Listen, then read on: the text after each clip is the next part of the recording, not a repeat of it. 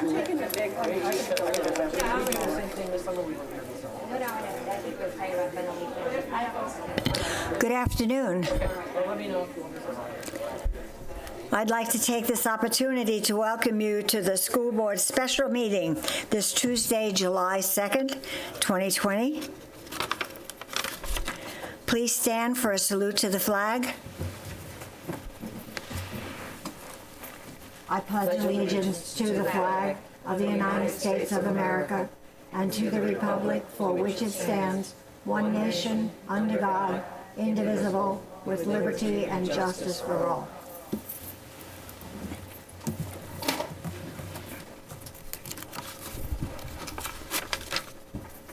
Thank you all for being here this afternoon to discuss this very serious COVID-19.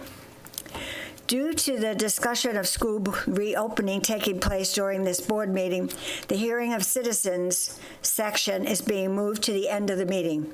This will give you an opportunity to hear what's being planned before you come up to speak, which I think makes a lot of sense. Your questions might be answered beforehand. Board members received the emails that you sent, the email comments that you sent prior to the meeting.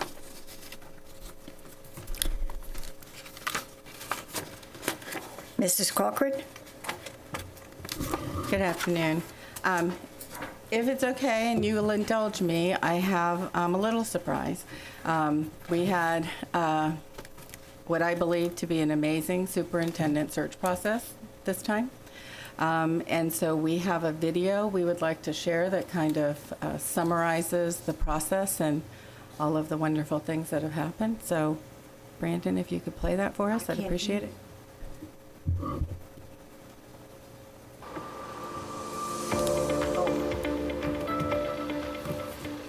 Let's start going around the room and have everybody introduce themselves. If you're opposed, if you're taking notice for one of our candidates, you can identify your candidate.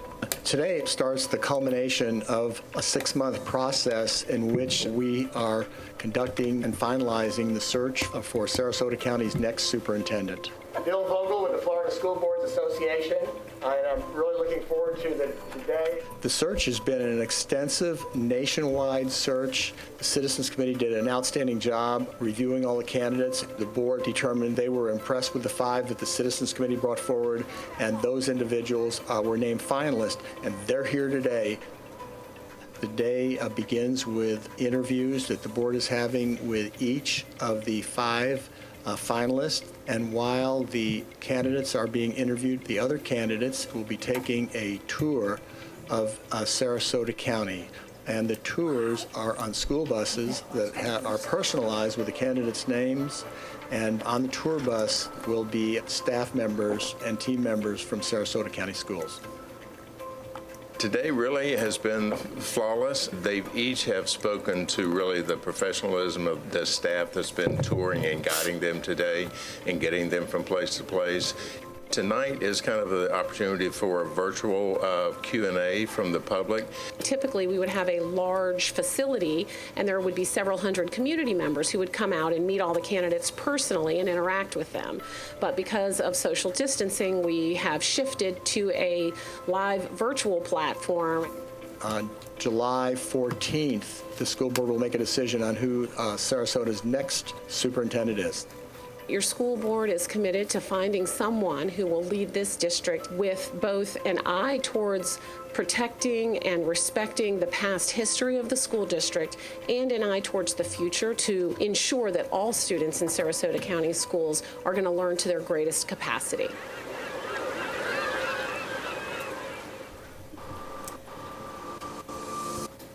So with that, I have some thank yous that I'd like to express. I mean, to me, my staff and the staff, all of the staff, the team has been phenomenal. So each candidate had a host. So Jody, Laura, Chris, and Sonia filled in for Chris today. Steve Cantis and Chief Tim Enos all served as hosts. I want to thank Jason, who I think is hopefully on Zoom, and his entire transportation team for routing out the tours. For our candidates, I would like to thank the Education Foundation and the SCTA for providing meals, FSBA for their leadership and guidance, and mostly I want to thank Kathy Tompkins and Linda Termine, my administrative assistant, who have gone above and beyond in making this entire process, I think, pretty flawless. So. Then next up is I would like to make, we've had a lot of comments, particularly on social media, with regard to graduation. So I'd like to just make a comment, and then we'll move on from there. But so as of today, there have been more than 7,200 children who have tested positive for coronavirus. This virus has shifted to younger individuals, including more than 155 hospitalizations. This in a disease that many believed children were resilient against and couldn't contract. This shift, the continuous record number of positive cases on a nearly daily basis in Sarasota County, and the guidance from our health department and the governor's executive order 2139 for gatherings no larger than 50, we have canceled our in-person graduation ceremonies. This was not an easy decision for anyone. It has actually been agonizing for us and every one of our principals, since graduation is a rite of passage, not only for our high school seniors, but our 5th and 8th graders as they transition to their new schools. Apologize. While we are no longer planning any large celebrations, we have tried to find ways to celebrate our high school graduates by giving every graduate a yard sign to celebrate their achievements. We have created virtual or digital graduation ceremonies that these students will be able to watch through the years and will be getting on what was their scheduled graduation day in July. And every high school principal is working on a ceremony to bring in their graduate and their families into the school in their caps and gowns. They will walk across the stage, take pictures with the school staff and their family, and have an individualized celebration. As a district, we need to follow the guidelines that can best keep our children safe. I would not be able to, in good conscience, say that we are not going to follow the guidance of our health department partners. If a student were to become ill and they were not able to start college on time, report for military service, or start their new job, we would feel incredibly guilty, and we can't place a single celebration, even one this important, over the safety of our students. I've asked Michael Drennan from the health department to further discuss the health reasons on why we canceled. I'm not sure if we should be able to see those.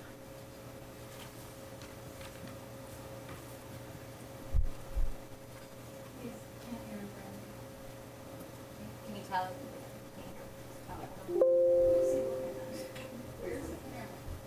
He's got his sound off, so he's not muted. We have him sometime. Can you say so we can hear you? There is. Can everybody hear me okay? No, we couldn't hear you, Michael. If you could. Oh, now we can. Now we You can. can't hear me at all? Yeah, now we can. Okay, excellent. Sorry, no, I think that was an excellent summary. You know, the justification here from the governor's office and the Surgeon General is based on the increase of cases that we've seen both in the state, and that is reflected in the numbers we've seen here in the county. A trend not only increase in total cases, but also amongst individuals younger than what we've seen in the past. Building on this, the importance of social distancing, wearing a mask, and keeping gatherings less than 50.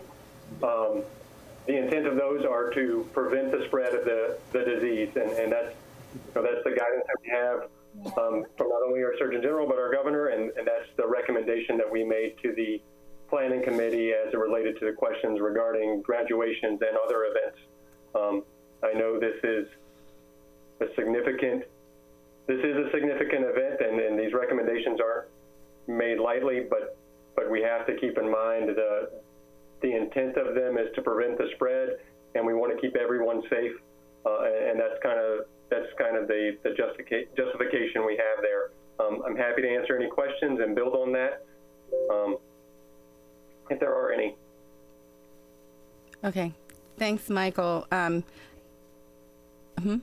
Oh, yeah, no, he's staying with us. Actually, he's going to go into the next topic, actually, that I was going to talk about, which was, since we're actually on the topic of public health and safety, I'd actually like to ask Michael and Susie DeBose, our health supervisor, to help provide some answers. We've received a lot of questions on what does it mean if someone is notified or has notified us that they've either tested positive or that they've come in contact with somebody. So what are our protocols and procedures?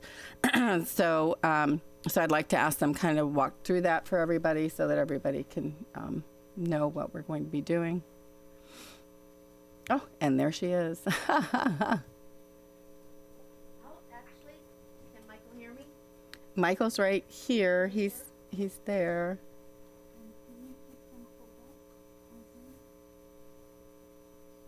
You can't have them up otherwise? Gallery view is fine. Is it? I'm sorry. If you could do gallery view and then allow them as they're speaking to kind of come forward and everybody goes back, can you do that? Okay. Thanks. Okay, sorry. Hello, everyone. Michael, if you would like to just walk through the direction we received as a district from DOH when a case is reported to us or suspected case, just kind of the process that we've agreed upon. Can you hear me?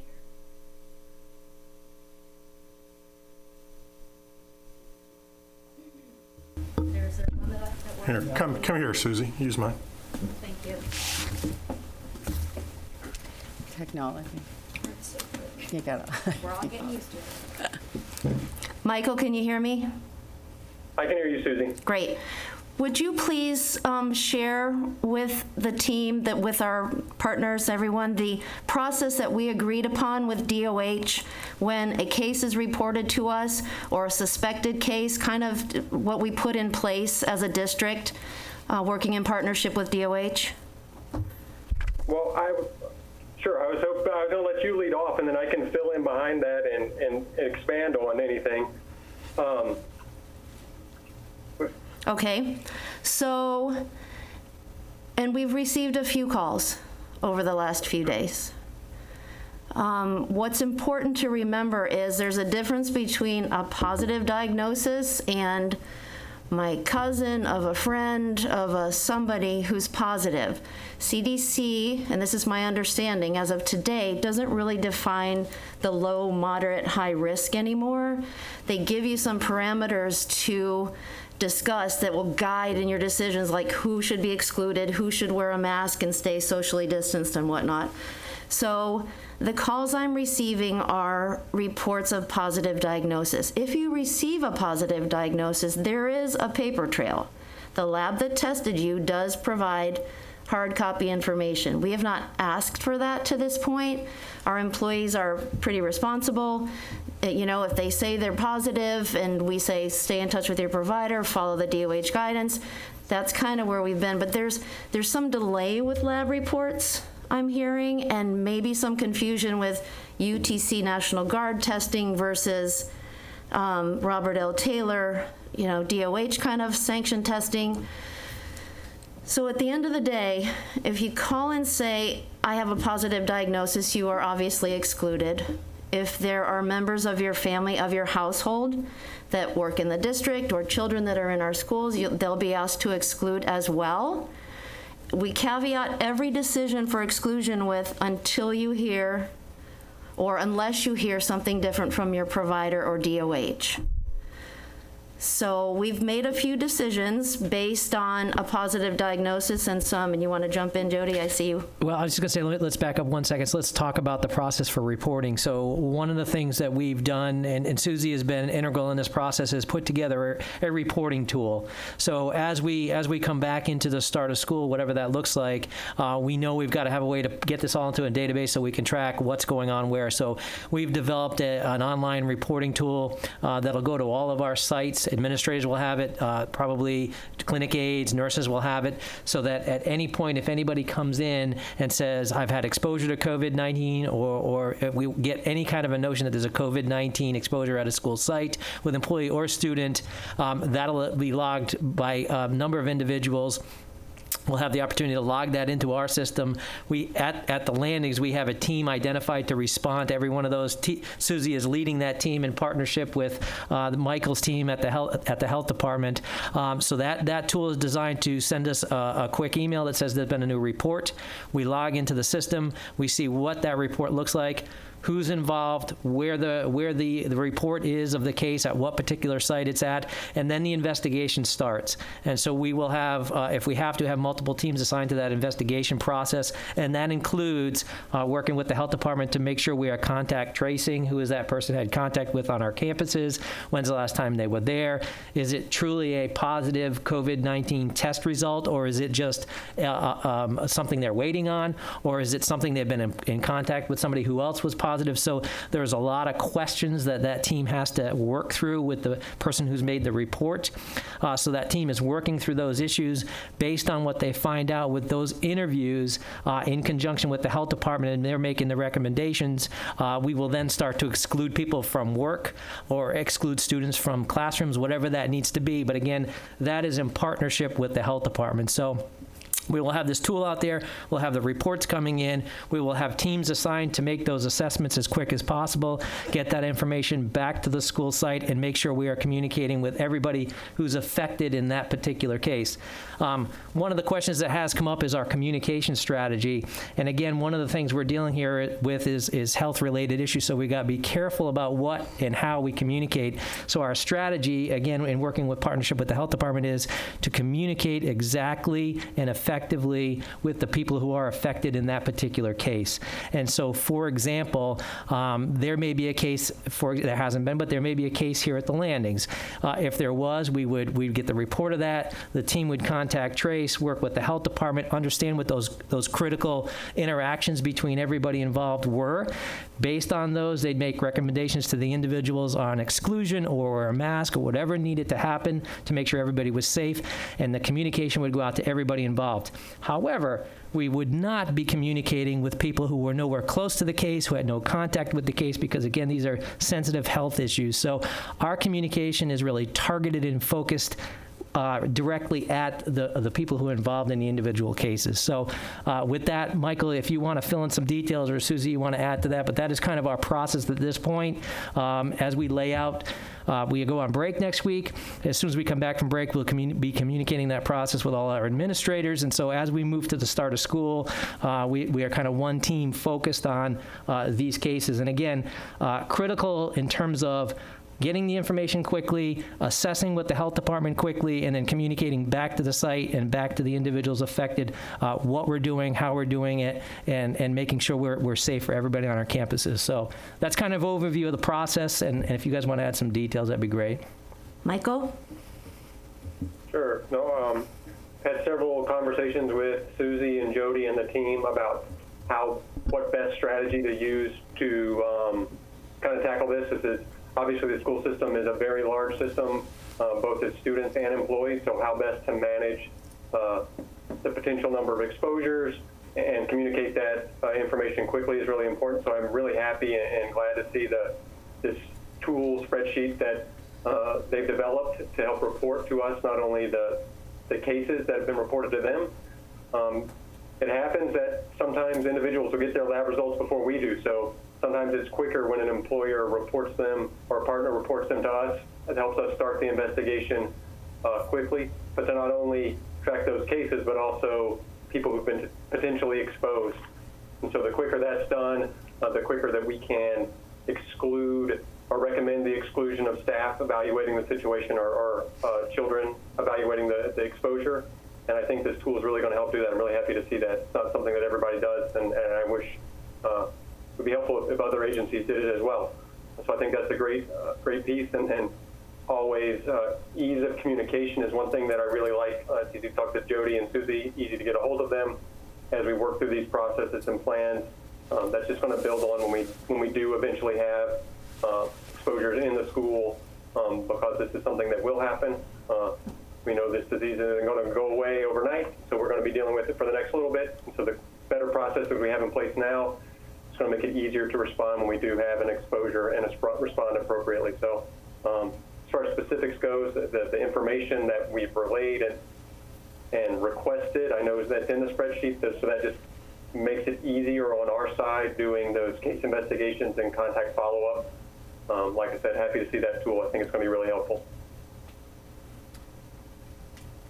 Any questions? Do you guys have questions on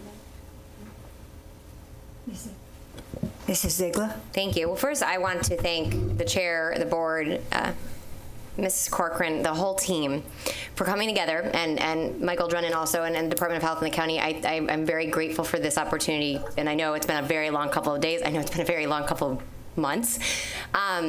So I wanted to make sure I said that. I know, and I think you addressed most of them, particularly and Jody, thank you for that, this is sensitive information. We have to follow HIPAA, and naturally I can understand people in the community, if your child is at a school and you hear about it, and that concern is just going to happen.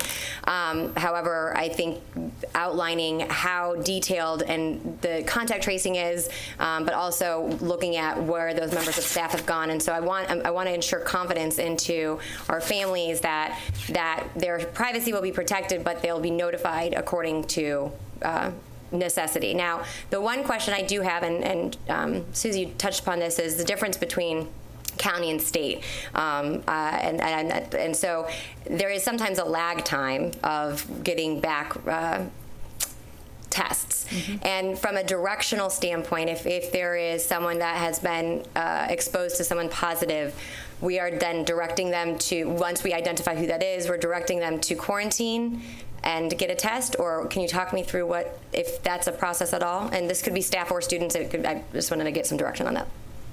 So, and Michael, feel free to jump in, and Jody, if a staff member has, first of all, the very first thing we say is, if you're not feeling well, stay home. Right. Don't come to school. Don't come to campus, just stay home. So then we've changed our ruling based on DOH guidance that it's not 24 hours fever-free anymore. It's 72. So if you're not well, stay home. You're home for a couple days anyway. If you decide to get a test, we cannot mandate anyone get a test. If you decide to get a test, you should get your results, if you do not go to UTC, within 24 to 48 hours, and then we'll have information that we can work with. If we do not have a positive diagnosis as suspected, to this point as a team, we have been doing our own contact tracing, saying, where were you? Again, there's no mild, moderate risk defined, so we look at things like, were you within 6 feet for an extended period of time without a mask? What were you doing? If you're just passing each other in the media center, you're probably okay. But if you were working together, weekends and whatnot, putting together curriculum, then we'll probably say, please, we're going to exclude you until you hear from DOH or your provider with additional guidance. Did that answer your question? It did. No, and I wanted to thank you. That did. Thank you very much. Michael, it looks like Mr. you want to jump in. I was going to expand on it just a little bit. I think there's kind of 3 different scenarios that we could be potentially faced with. So number one is someone who's sick, not feeling well, and as Suzu said, the recommendation there is to exclude them until they are symptom-free, specifically fever-free for 72 hours. They get tested, that provides us some additional information. The next piece is going to be a person who's a confirmed positive. So someone gets tested positive, and that could be a student or a staff member. The recommendation there is to exclude that individual for at least 10 days.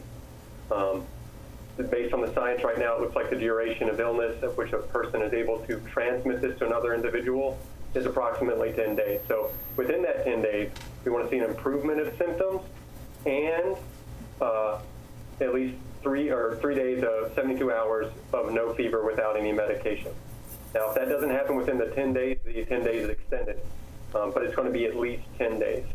So this can trip some people up, so that's why I want to try to clarify it. So that's a confirmed case is the 10 days.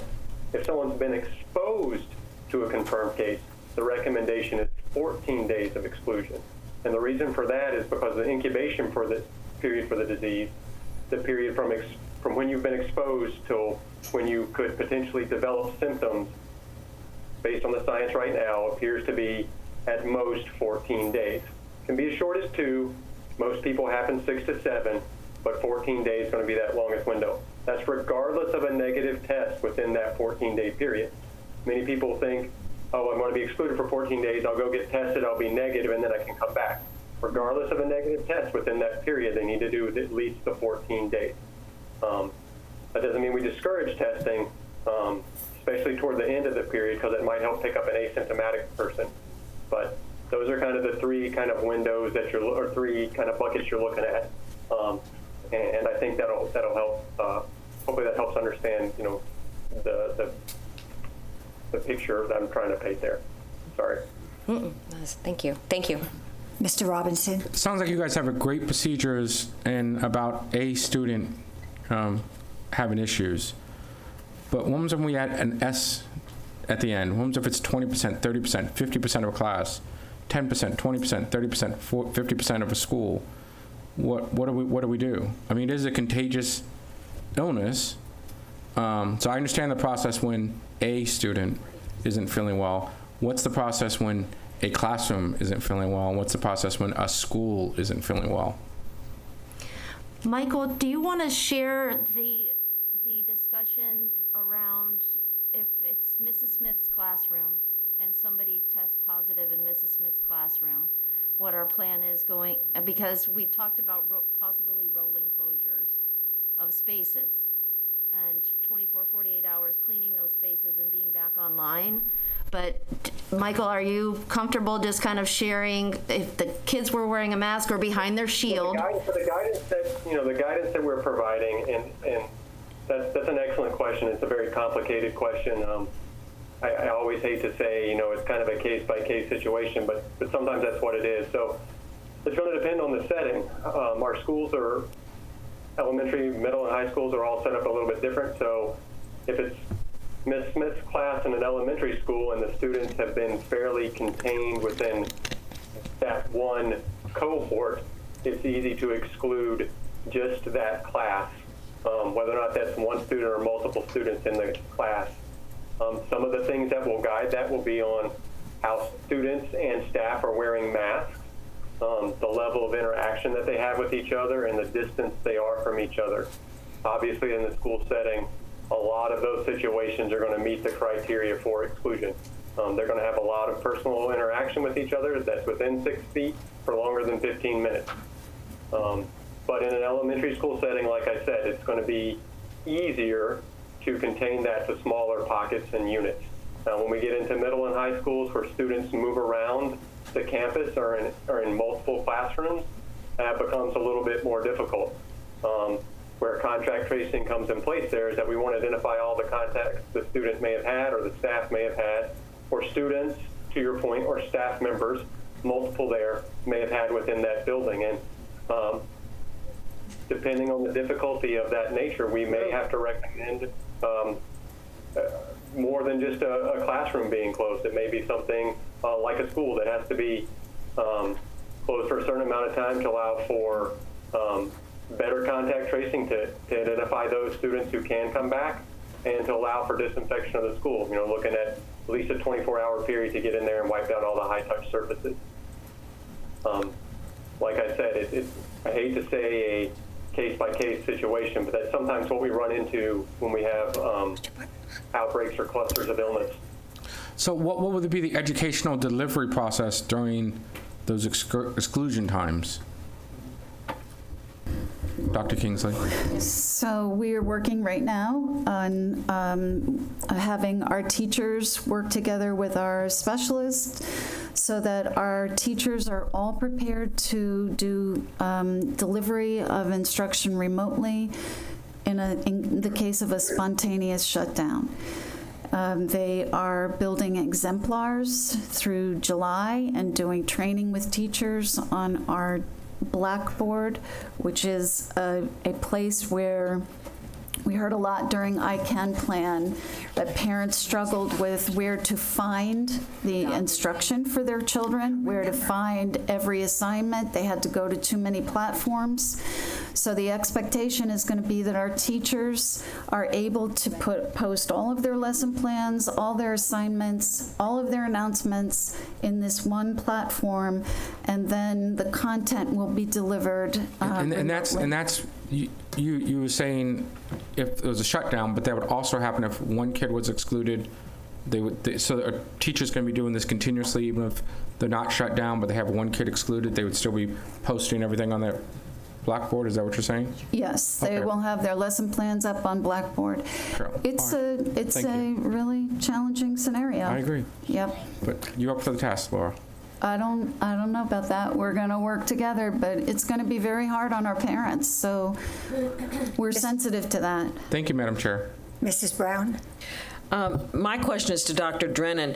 I understand that there were some daycares or child care centers, maybe even having older kids in them, that were closed, that were open in New York to watch the emergency workers' children, and they didn't have issues. Did we have any, even in Sarasota, that were open for the emergency services people that were working? I mean, and what happened at those? Did we have any incidences at those, or do you know about that? First, one correction. As much as I would love to be a doctor and I would be happy to take that title, I am neither a physician nor do I have a PhD. So Michael's fine. Okay, Michael. So yeah, to answer your question, there were several daycares. They were open many had limited capacity based on providing services to child care services to essentially essential workers. To the best of my knowledge, we didn't have any cases in any of these facilities, at least to date.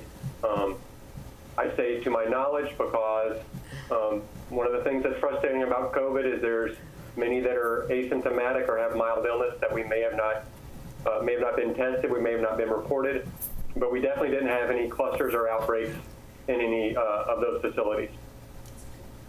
Yeah, and I heard the same was true in New York, which I don't know if that helps us or not, but thank you. It's very, one thing I'd like to point on too, and it was hit on earlier, is while at the beginning we definitely saw the bulk of and the majority of this disease in individuals over the age of 65 around the country and really over the age of 70 in Sarasota, this disease can impact anyone regardless of age. It seems to have a more negative impact on individuals 65 plus and those with compromised immune systems, but it can affect children as well. As we see more cases in younger individuals, the chances for exposure obviously exist there. So being prepared and having a plan, it's definitely critical. Can you tell us how many are hospitalized now, and how those numbers have varied? I do not know off the top of my head how many have been hospitalized. Yeah.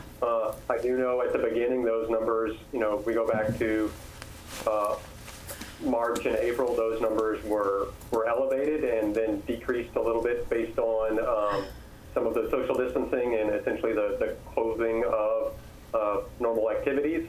As those activities open back up and we've seen more cases, hospitalizations have increased.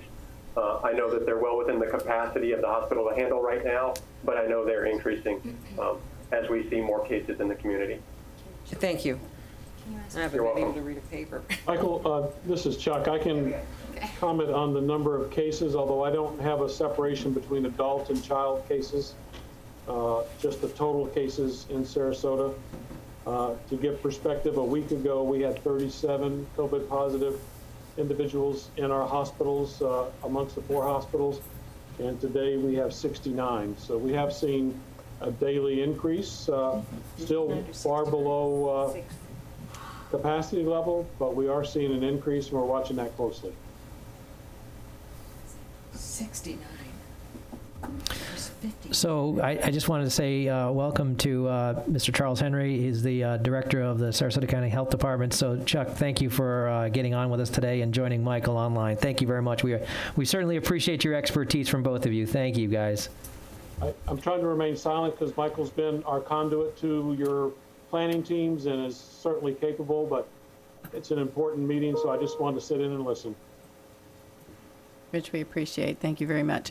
And actually, I'd like to just let the board know, if I could, joining us today are members of the reopening task force. So back in the back, if you guys all want to raise your hands, they've kind of all come in here to help us. And then joining us by Zoom, everyone had the opportunity. I'm not sure how many people are on, if it's 20, yeah, because right now it doesn't look like that many. But there are 30 people. Yeah, it would be nice if they could. So anyways, we have 30 people via Zoom, and so I've asked them that if they'd like to speak, if they could just type into the chat. So we'll just have to kind of monitor the chat so that they can, also contribute in the conversation. This was the development of these plans was a monumental task. They're still very much draft guidelines.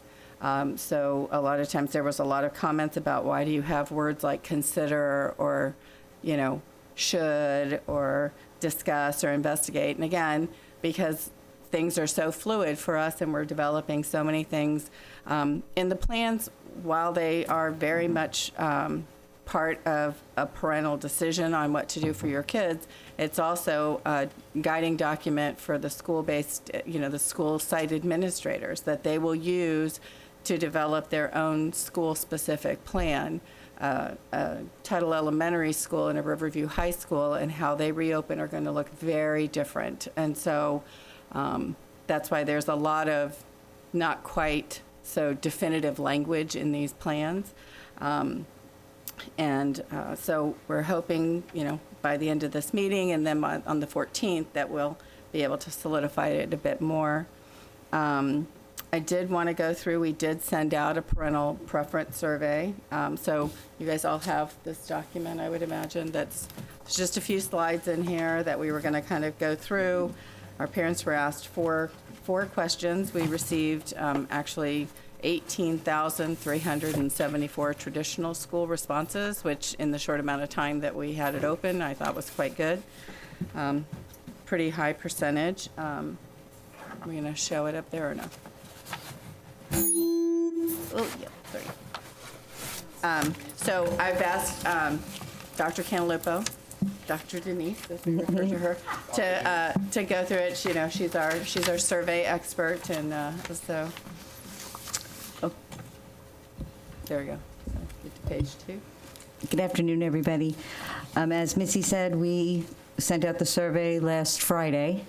It's still open today. We pulled the data yesterday afternoon so we could prepare for this presentation. It's still ongoing, so the responses have climbed again today. And we'll leave it open because we want to make sure that we get as much input as possible. And these are unduplicated responses, so we cleaned up the data quite a bit before we put it out here. So parents were given the option of completing the survey. It appeared on our district website. It was also at every school. So they had easy access, and it's still out there. Before they completed it, we asked them to please look at the reopening plans so that they could guide their decision better. So they were redirected right to the plan so they could look those over. These results represent only traditional schools. Charter schools were not in these counts. It represents all grade levels, and every grade level in school was really represented well. Very short survey, only 4 questions.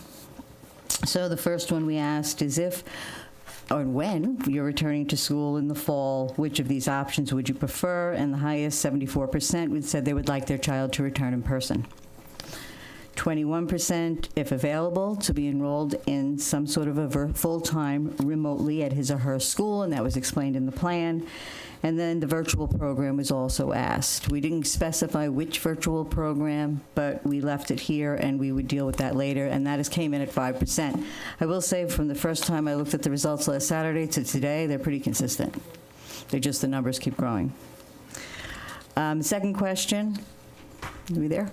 Okay, is if your child was returning to school, we found when we did our first series of questionnaires that wearing a face covering became a topic of concern, and it's all over. Do you wear it or you do not wear it? And you can see here, 62% said yes, they would like some sort of a face covering, 38% said no. We also asked about transportation, another big concern of ours upon reopening. Were you planning to have your child ride the bus? 65% no, 35% said yes.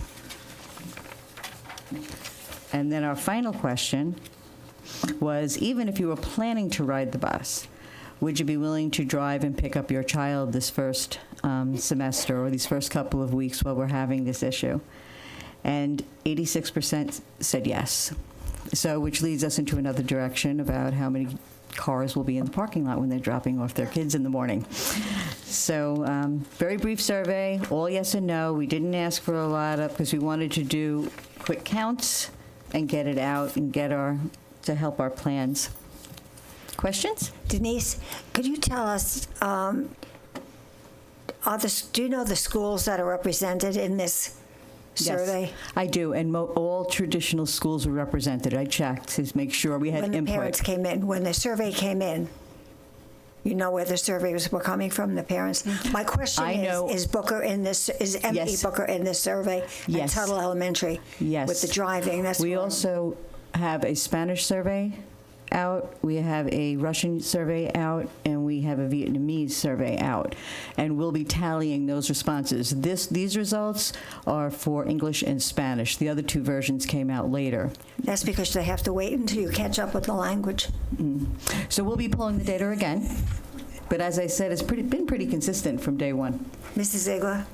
Well, first of all, thank you again, and I know there's been, and also thank you to the communications department for sending out and the FAQs. There were a lot of questions, and the questions were helpful, I think, as I read through them, and I'm sure other board members too, what those concerns are. And so there's two things that I think, well, there's more than two things, but a couple things that I think are important. I know at first there was some concern about the N number, and I want to address that because I think that I understood why there was a concern, but it was, and I, as much as I could on social media, explain that the purpose is truly not that this is a commit hard and fast, but this is, again, this is a unprecedented moment trying to plan logistics, staffing, and also in conjunction with, health, CDC and health department guidelines, so which continuously are changing. So for any member of the community who hadn't filled it out because they had reservations about, hey, I don't want to put my child's N number, for anyone who's watching, that's their identification number, because it seemed as though that was what they were doing to register their child. That is not accurate. It was truly for the district to directionally get a sense of what our community and our families were feeling as far as their comfort level is what the future looks like. Now, I understand that there as well, how do I answer this question if I don't know what protocols the district's going to do, masks, et cetera. It's a big part of our conversation. And I'll tell you, as a parent of a rising first grader, I want my child to go to school. And so naturally, that was immediately what I respond. And now, but I understand that as we navigate this spike, and there are reservations of saying, well, I want that, but will I do that based on what's happening? So again, I think for clarity, and I thank you very much for putting that out there. I'm glad you guys did it quickly, and you also analyzed it quickly. But for anyone who didn't fill it out, I wanted to make sure, and you touched upon it's still open, and that it is not, you're not committing to that. I mean, there's a lot of evolution in this, but we're narrowing it. So I just wanted to make sure I address that. And then I know there's a lot of questions about, so when we say full-time remotely, that's going to be very similar or reminiscent to what we experienced during when we did distance learning post-spring break, but maybe, no, so it's going to be different? Yes. Okay. So I don't want to jump ahead, but just wanted to highlight those two things. No, we can actually talk about that if you'd like. I mean, the distance learning or remote learning model that we would entertain for the next school year would be very different from what we did during ICANN. ICANN was 3 hours of instruction and trying to get through it, and it was a lot on the parents. This is where we would literally have your child in a remote learning schedule. So their teacher would be teaching them from their school in the classroom by themselves, and they would have 25 little faces or 18 little faces or however many little faces it is on a screen, and they would be teaching them remotely. But it would be way more robust. I think that's the big key word to be using in their learning systems than it would be previously. Laura, do you want to talk some more about that? I mean, Well, two things that I just want to say, Denise sat down. Another reason for the N number, I want to make clear, Caroline, too, the survey results were chunked by school and given to those principals. So they could start thinking about it. The only way they could do that is by having the N number. But it's not a commitment on the parents' part. We will have to have a commitment at some point where we say, and likely, or when we get back in July, we need to have a commitment where they say, yes, I want my child to do remote, or I want my child traditional, because we will have to staff, and it's kind of a staffing nightmare when you think about it. We have to staff based on demand. So we're going to have to put all those pieces together like a 5,000-piece jigsaw puzzle at every school. yeah.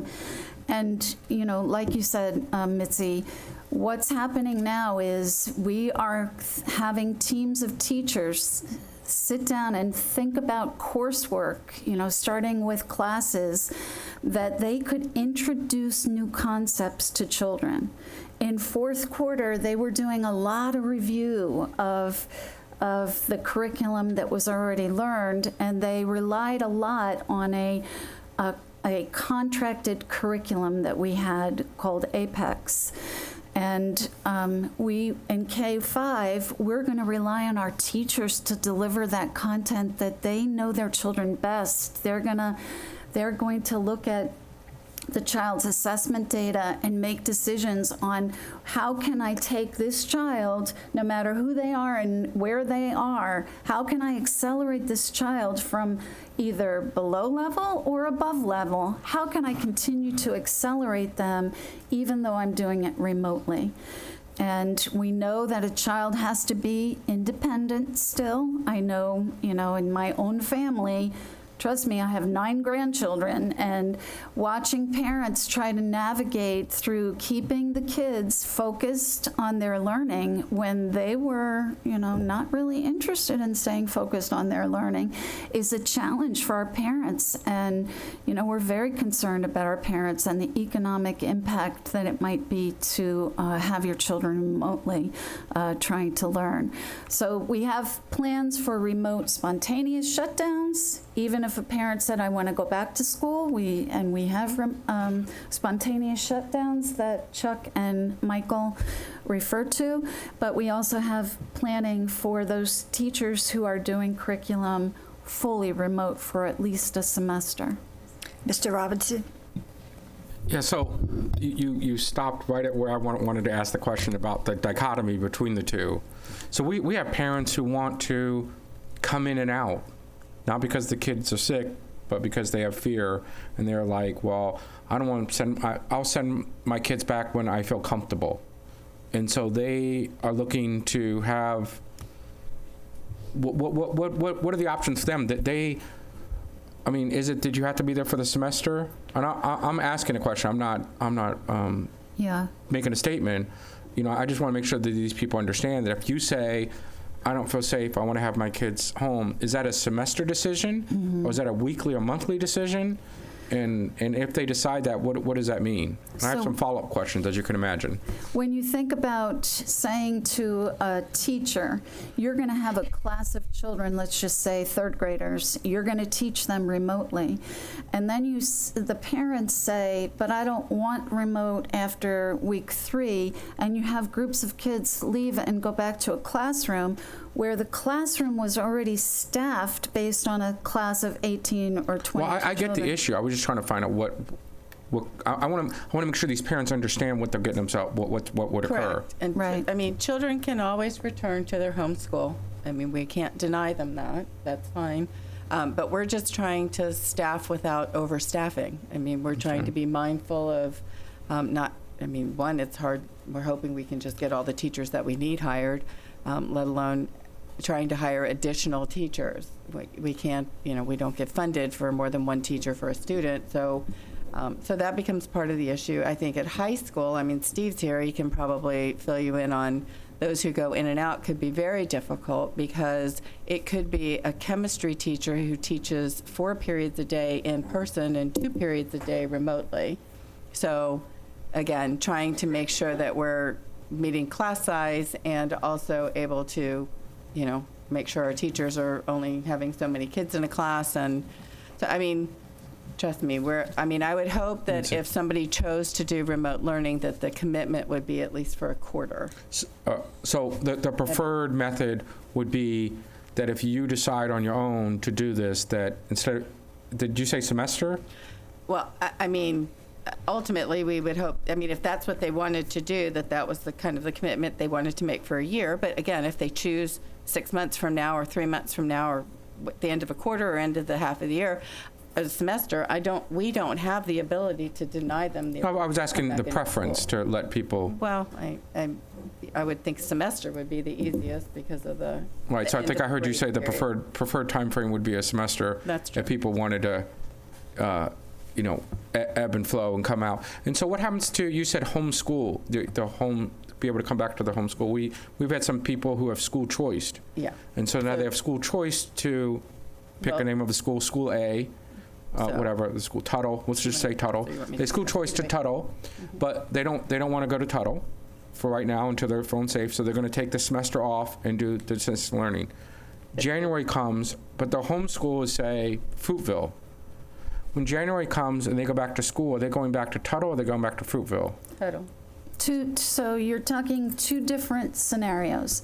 If they choose virtual, full-time virtual program through Sarasota Virtual, they connect and they want to do totally independent curriculum with virtual, then they have lost their seat if they're a choice school. But if they sign up for the remote, we're going to try very hard to use the teachers at that school. And if they come back, they are still at that school. It is their school of registry. I think people are saying, I want you to put a camera and I want to stay with, Miss Johnson. I just didn't know if that was okay with you. They say, I want to stay with Miss Johnson. They're in Miss Johnson's class. And so they'll be able to, you're saying that they'll be able to stay with Miss Johnson, or you're saying they'll be able to stay at a teacher at Tuttle? When they sign up, you don't know what teacher you're going to get.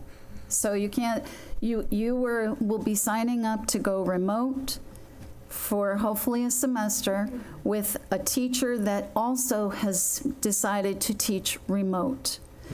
And then when you return, then we'll have time to reshuffle the jigsaw puzzle and get a teacher in traditional brick and mortar so that they can go back to a classroom that's not overcrowded. And I assume there'll be some sort of matching program where you have teachers who don't feel safe and you're going to assign them to be teaching remotely. I would assume that would be the beautiful solution. Yes, that would be the best solution if that is the case. We like beautiful solutions. I know. We like people happy. By individual school, so we would have to go by individual school. Okay, but but if somebody, you know how people are.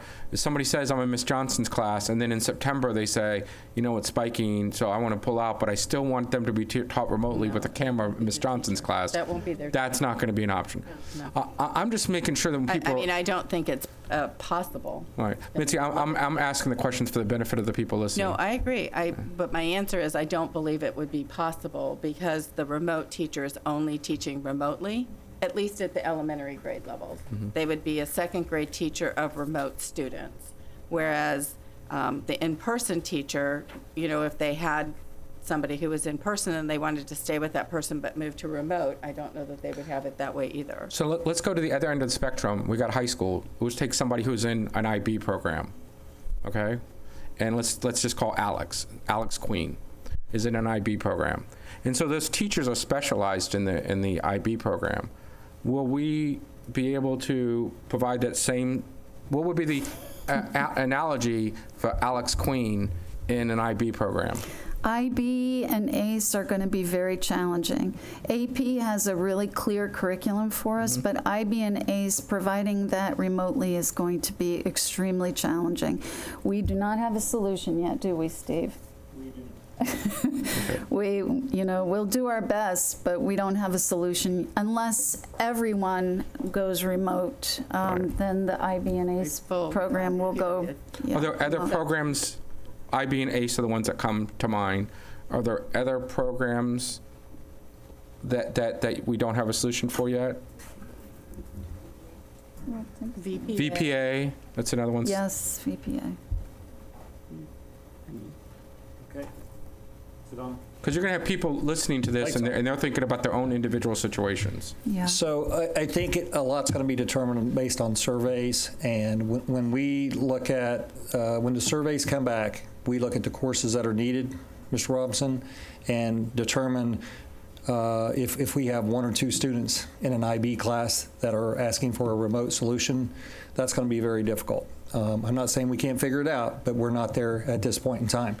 If we have 20 looking for that solution that's in IB or ACE or, the VPA classes that you're talking about too, then we will be able to provide that solution. So I think it's going to get very specific. It is going to be a jigsaw puzzle. It's going to be as we look at the number of students in each section, in each school.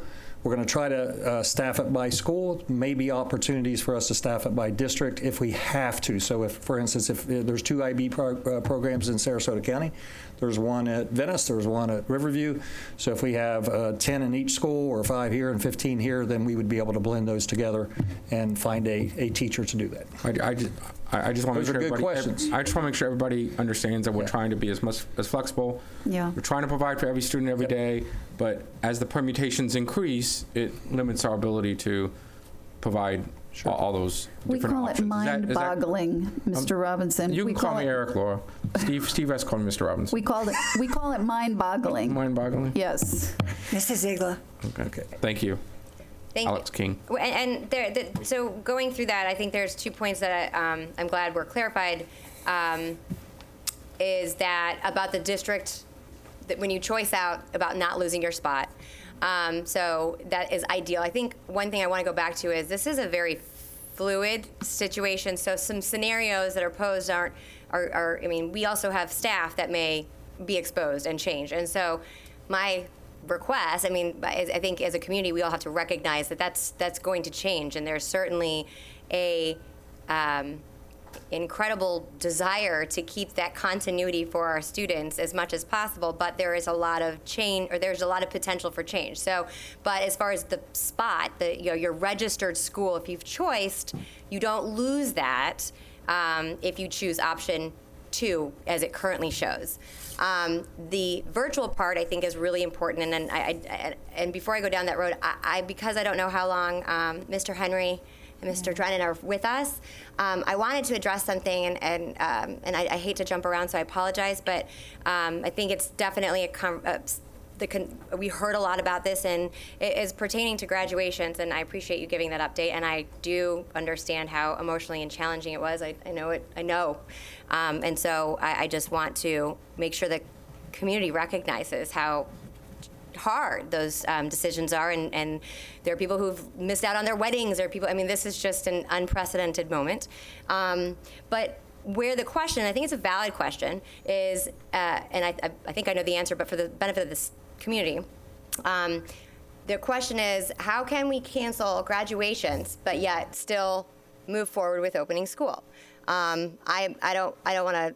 My understanding is right now the Department of Education and the governor have said we are moving forward with the start of school, and that the Surgeon General's direction is no group gatherings larger than 50. Is that accurate? Yeah. Yes, ma'am, that's correct. And so within our schools, we are be working within those confines of the direction. Is that accurate? Okay. Because I think that's it's a fair question when someone thinks, how can you do this? But then you're going to open up a school that has 1,000 students in it. And that just shines a little bit more of a light onto the logistics that we haven't necessarily gone through yet. But I just wanted to make sure for anyone watching, because that was a very common question that we all got, understand why, but there will be following those the guidelines of the Surgeon General. Is that correct? Okay, so no, Absolutely. okay. Michael, do you want to address?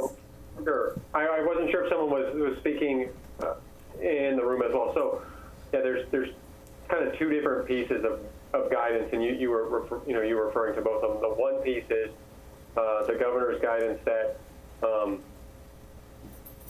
schools should open as normal within the time frame, but within these constraints. And so that's one piece of guidance. Schools need to open because that's where kids need to be in a learning environment. There's that guidance, and then there's the second piece of guidance, which is separate from that governor's directive. That is, outside of schools opening, gatherings of greater than 50 people should not be occurring. And they're kind of two exclusive, different guidance, mutually exclusive, different pieces of guidance there. One doesn't build on or oversee the other. Does that make sense? Yeah, it does. And I think I thank you for that clarification. And again, I think I understand the question. I think there's that's a good point, that there's essential activities, because there's a whole discussion about the health ramifications of people staying confined to their home. I can tell you, I think all of us are feeling it and certainly seeing it with our kiddos. But I just wanted to clarify again some of the frequently asked questions. That was one of the major ones. And while you guys, and again, I want to be respectful to your time, and thank you so much for joining us. And I know you guys are working continuously behind the scenes with our staff, so I just really want to thank you all for that work. But the discussion of masks is a really critical one. I know the counties, I know the cities, I know, and but what I believe is, if I think to even just as an individual, but hearing from other families, there are two schools of thought. To mask or not, and it goes both on staff and to not, from classroom management to safety. So, but from a health professional standpoint, what can you add to that? I mean, because there are all, you can read all sorts of different sources, and I don't want to put you on the spot to say that you're going to dictate whether or not the schools determine masks or not. But I think from the science standpoint is if we can continue to ensure social distancing. I mean, can you add some insight as to how we as a board or as a district make that decision when we're thinking about our students and our staff? Sure. So I think, and Chuck, if you want to step over me, go right ahead. But I think our intent here is to provide guidance to help the board and the committee make decisions, right? So the intent of masking is to hopefully prevent the spread of the disease, right? And so right now, our recommendation is for individuals to wear masks when social distancing is not possible or difficult, right? And definitely in the school setting, that's going to be the case. So our recommendation would be to wear masks when possible. With that caveat being said, there's going to be certain situations where masks aren't realistic. I know with children that are getting speech therapy, there may be other strategies that need to be taken other than masks, or there may be children that can't wear masks for some type of reason. I would imagine in middle and high school it's going to be easier to get kids to wear masks than maybe some elementary kids. I know I have two that are in elementary school, and I'm training them now to be comfortable wearing a mask for long periods of time. So obviously our recommendation is to wear masks, and I understand it's a very difficult decision as far as making them mandatory. I think that's kind of a decision that has to be made internal because there's a lot of ramifications and some legal caveats there. But like I said, our recommendation at this time is to, when you can't social distance, wear a mask. We also want to encourage social distancing, and I understand in the school that the planning group is going through a lot of that right now, working all of that out, because the CDC's guidance can be vague at times. This is what we want you to do when possible, or when it's realistic. So we want to wear masks, we want to have social distancing, and you got to plan to do that as best you can within the constraints that exist. Thank you so much. Mrs. Brown. Yeah, I'm hearing, confusion about what they need to do from the parents, not from you, but it's clear that if they've signed up for a choice school or whatever school they're signed up for now is the school they will go to, whether they choose option 1 to come back or option 2, which will be similar but better than what we had at the end of the school year. If they are choiced into a school, because I know they're talking about, no, well, I'll homeschool my kid. Well, I would ask you probably not to do that or not to go to the virtual over going to your choiced school, because you'll lose your spot at your choice school, and you might not be able to come back to that choice school. Is that correct? They'll lose their spot at a choice school.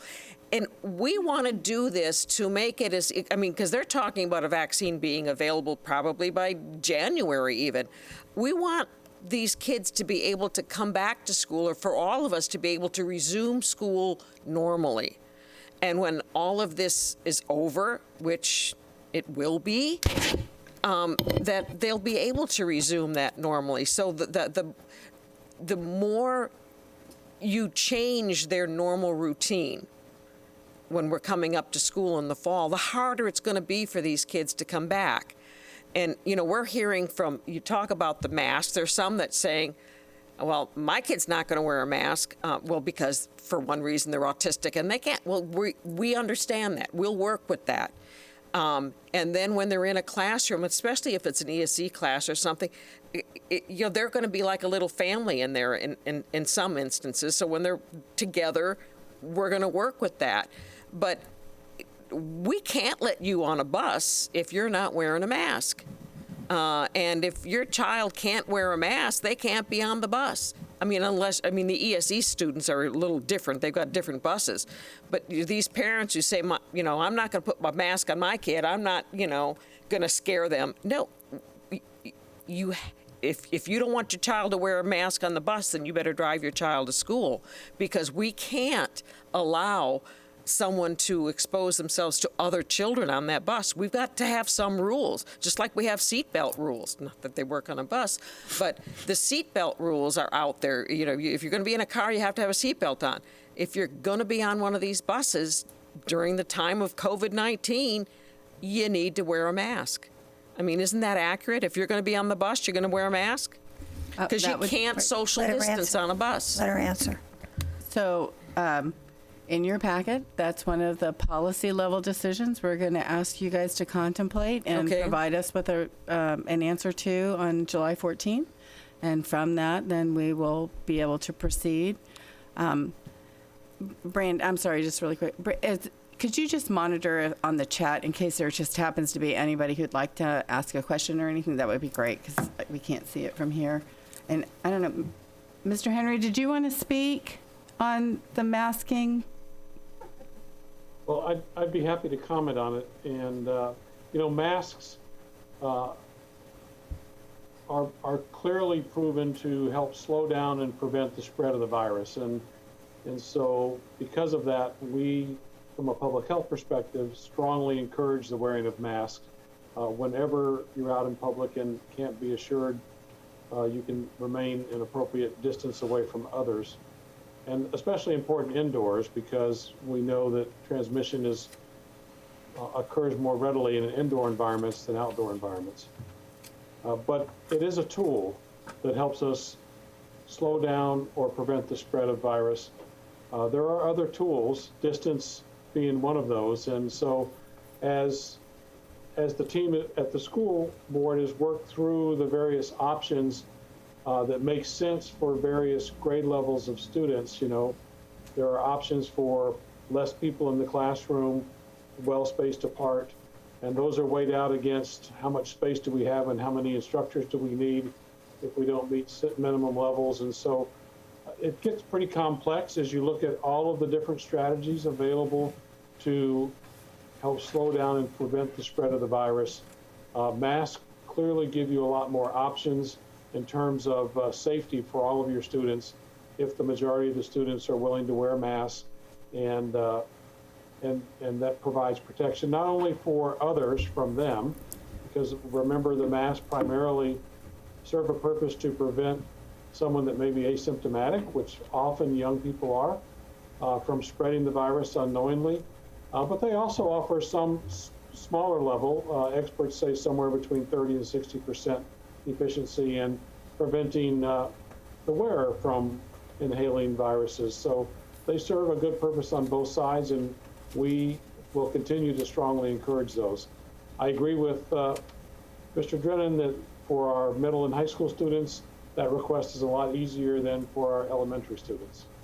So I think that's pretty much what I have to say. It's just critically important, especially right now with the amount of virus that's out in the community, and hopefully that will change and we'll begin to turn the corner, and the amount of virus will move back down. But right now, we're very concerned about what's happening out there. Mrs. Goodwin.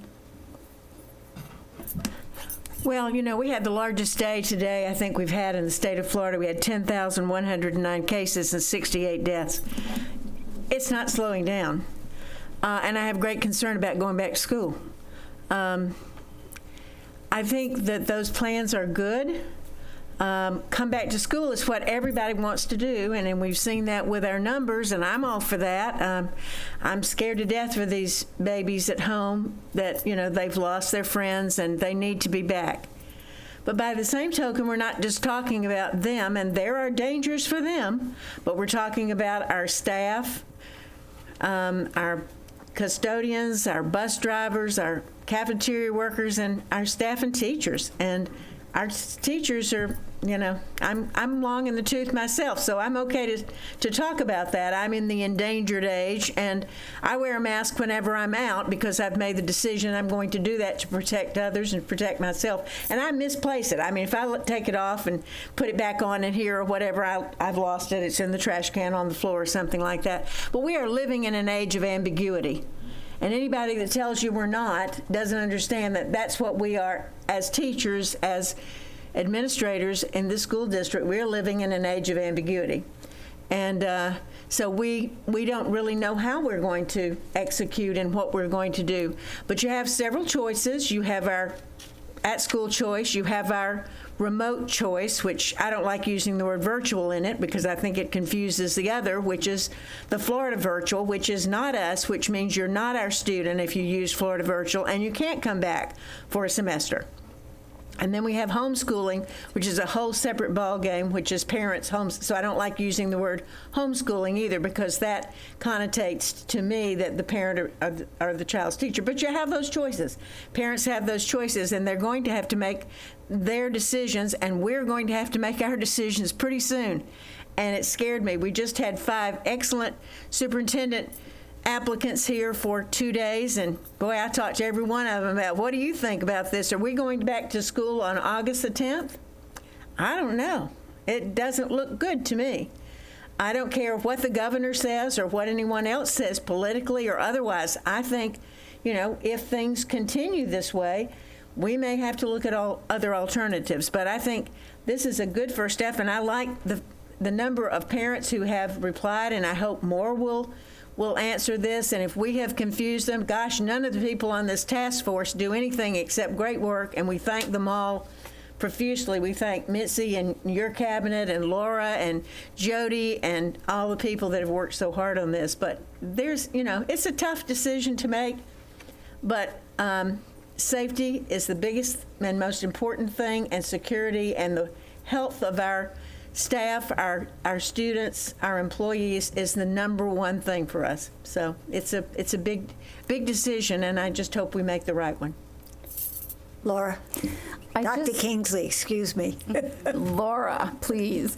I just wanted to make sure, because I don't know if Chuck has seen one of our solutions. So I know, Mitzi, you mentioned we wanted the board's advice, and one of the options on mandatory masks, not mandatory masks, strongly recommend, or we strongly recommend but are mandatory during transitions outside of your classroom, whenever you're on the bus, or at all other times when you're not able to maintain a safe distance in school. We know that transitioning between classes, particularly at a high school level, is going to be very difficult to try to stay apart and get to your next class on time. We know that riding on a bus, no matter how many people choose not to, we still only have so many buses and so many drivers, and so we're going to have to put 2 children in a seat. So They are not going to be socially distanced, and so we would think maybe they should probably wear a mask. I will tell you, in a classroom setting, especially for our elementary kiddos, you know, it's, look, I have a mask. Oh, no, I have a hat. Oh, no, I have something, you know, I mean, it's just, you know, totally, you know, it's just their nature sometimes. So we were trying to think of what can we do so that they can still see their teachers. And a lot of our classrooms, I mean, our families know a lot of our classrooms, in our middle school, every classroom, they're tables. They're not individual desks. So how do you get an environment where it was designed to work together as a team to now be individually separated? So we have these plexiglass partitions between you guys, so we thought about doing that. At the middle schools, it was a more than $500,000 bullet to then destroy all of our middle school furniture, because if we ever got to the point where we could go back to working as teams in the middle schools without having to have barriers, then we would be taking them down. Do I need to now replace all my furniture because I've kind of destroyed it putting these items in there? So, you know, and as you can imagine, as I'm sure you all are getting, you know, 30, 40 ads a day on different solutions that are available to everybody. There was one from a Florida firm, and so we thought it was a pretty good idea. So this is the larger version. We've procured these. This is 21 inches high, 21 inches wide. Jody has the one that we had customized and made for our elementary kids, which are 18 inches high and 18 inches wide. So they're portable. You can carry them around and take them with you wherever you want to go. But they will also stand up and create a barricaded workspace for the student to work. So, I don't know if anybody can hear me. So ultimately, I can be a student working in my classroom. I can see my teacher. I can see the kids next to me. But I'm contained. Jody. And so I don't feel like they would, at that point, maybe necessarily have to put a mask on. And they can focus on their classrooms. So this is our hope. Again, we've purchased one for every student in the entire school district. The kids can take these with them as they transition in the high school classes and the middle school classrooms. And at the elementary level, the idea is at the end of every day, the student will clean their own and fold it up and put it away, or have it sitting on their desk or wherever they're working. And when they come in the morning, they can just open it back up and start their day. So again, for our high school kids, that means they have to, at the end of the day, transition back to that first period classroom to drop it off, which, you know, we'll work through that. But we're hoping that this will help provide a solution for those kids while they're in their classroom. I'm just wondering what Chuck feels about those. Have you seen anything like that, Chuck? So I've not seen that particular product and or the data on it. We have looked at a number of different studies where various barriers, plexiglass, and other things are used. They can be quite effective, but it really is a kind of a case-by-case basis depending on the other dynamics in the room. So I don't know that I know enough about those to really give you a solid comment at this point. I don't know if Michael's had a chance to look at those closely. No, I know that it had been discussed that those were being looked into, but I'm not familiar with the product myself. I'd have to do a little bit of research on it too. Caroline, can I? So overall, anytime we can put barriers up that will help prevent the droplet spread, that's a positive thing and will help, as it will be effective in reducing the ability of the virus to spread. What's unknown is in each particular classroom, what are the air circulations and currents, and how close or far apart will the students be with these barriers or not. And as an example, in the settings we work with so far, as people return to work, where they might be in the course of their duties interviewing someone else, person after person, say a psychologist or psychiatrist.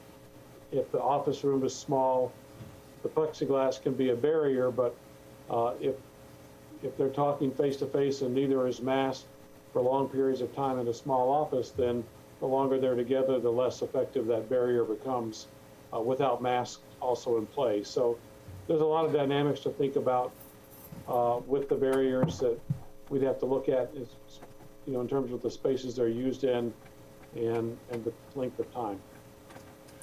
Oh, Mrs. Ayler. Thank you. I was curious about, I know all of them are mitigation tools, and right? So face shields, particularly as we think of our ESC students, as was addressed, is that, and can you speak to the difference between mask coverings versus face shields versus partitions, as far as a comparison? Again, I think I recognize all of them are mitigation tools. Some are more effective than others, assuming, can you speak to face shields and their benefits? So generally speaking, masks are the most effective at the purpose of trying to contain the potential spread of virus from someone that might be asymptomatic. Face shields are very effective barriers to prevent things from coming into someone's face. That's what they were intended for. They're not quite as effective, and CDC has said they've not studied them enough to know whether or not they're as effective as face masks, and so they're not recommending shields in lieu of masks for the general public at this point. I've not seen studies that compare face shields, cloth masks, and other barriers directly, so it's hard for me to comment on that. But you're absolutely correct, Commissioner. They're all mitigation tools, and each mitigation tool helps create a safer environment. Although everything about this virus is so new, I don't know that we have real clear data to tell us how much safety you're giving up with each level of mitigation. No, I think fair point, and thank you for bringing that up as we navigate it, because there's just so many unknowns. My other question is more so for staff and maybe our general counsel, but I know certainly staff, we're getting a lot of responses or questions and concerns from staff. And going back to the survey, I understand the intent was twofold, not, get a sense of what the families and communities feeling and their comfort level. Now we're talking about what safety protocols we're going to require to the extent that we can as a board, and July 14th, that would include masks and what that looks like. And then second would be, how, also, I'm sorry, going back to the survey, is how we staff, because there are members of our staff that are at a higher risk or concern, and trying to manage that. From a requirement standpoint, going to masks, if that's the decision, and again, we have to look at what the policy, how we draft that. So, but can you talk through what our allowances are? So, and then the second question was about testing our staff. I know state and federal employees, for example, are tested. I believe it's a mandatory every 2 weeks. I don't know if they could confirm that. Is that anything that we've talked about at all? A couple questions. Well, I can start with, if you want to mandate masks, I believe that you could do that as a board by, at least in the short term, passing an emergency rule to do that. Obviously, I've read anecdotally in the paper that there are some legal challenges to masks, so we may get some guidance on that, but I frankly don't see a legal reason why you can't do that. You mandate other coverings of parts of bodies.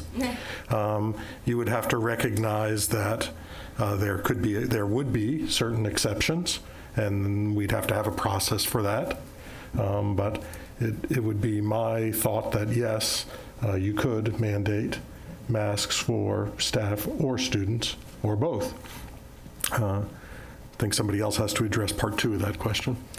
Well, I'm going to ask either Chuck Henry or Michael Drennan to comment on testing, because it's one of the options we've talked about extensively, and so there are just some difficulties wrapped around requiring that, so offering that as a school district. So Michael or Chuck, would you comment on that? Unfortunately, I've got to step off the call, but I'll let Chuck answer that question. I'm sorry, I just have another commitment that I have to get to. Thank you so much for joining us. You're welcome. Thank you. And if anyone has any questions, I'm happy to respond via email or phone at any time.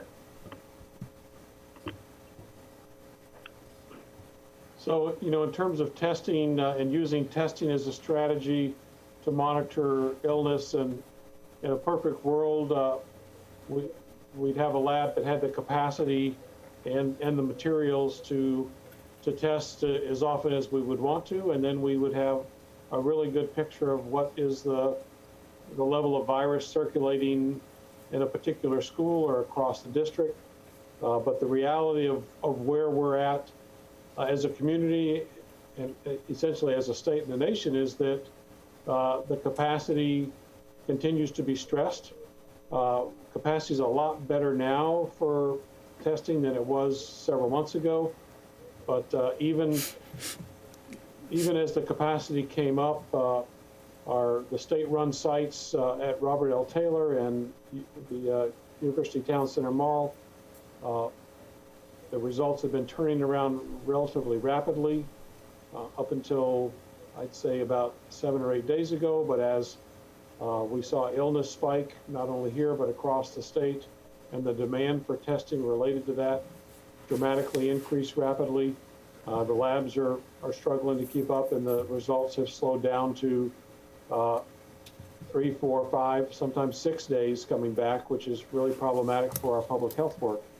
So I think testing is a good strategy, but in order to be really viable, we would have to secure pretty much dedicated space with the lab, and the contracts would have to ensure that there was adequate quick turnaround on those times, and then you'd have to have the funding in place. Typically, the cost for testing is you can ballpark it at about $100 a test. By the time you get the supplies, pay for the lab piece to be run, and the staff to manage taking the samples and delivering the results. So $100 a test times however many you want to do every week or 2 weeks, you can see that price tag run up really, really quick. So that's another strong consideration to think about. Mrs. Brown? My question has to do with testing also, but it's towards Ms. Kingsley. End of course exams. We didn't get to, the students didn't get to take an end of course exam before they went home. And is that going to be waiting for them when they come back? I sure hope not. Oh, we don't have an answer from DOE yet. No. Oh, geez. No, they have been suspended. And so what we will be doing, our teachers will hopefully be collaborating on common assessments for coursework and grade level, and giving kids not high-stake tests, but assessments that will help them determine where do they start with the children to fill in any gaps and to accelerate every single child. So that will be happening at the beginning of the year. But end of course exams were suspended. For last year? For last year. Thank you. What about the SAT, the PSATs on the SATs? Some of them were canceled. Are they going to be? I know my grandson is trying to take it and he hasn't been able to.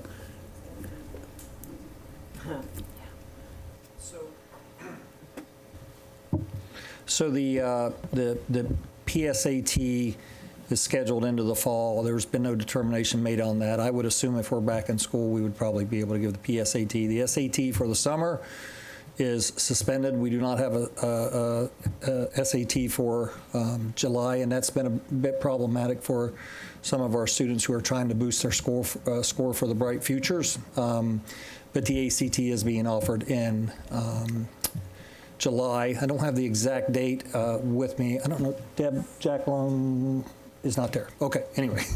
So anyway, we will be offering in many of our schools the ACT for students, and they can use that to boost their Bright Future score as well as for college admissions. What about SATs? SATs will not be. I'm sorry, not SATs, PSATs. PSAT will, right now, I would assume they're going to be offered in the fall. There's been no determination on that. I don't know why they would be suspended unless we just don't go back to school, and there's no way to offer those. Well, right now, they're not scheduled. Yeah. Yes or no? They are not scheduled in our school district yet, but Right. I would assume we would be able to get those scheduled. Okay, thank you. Yeah, okay.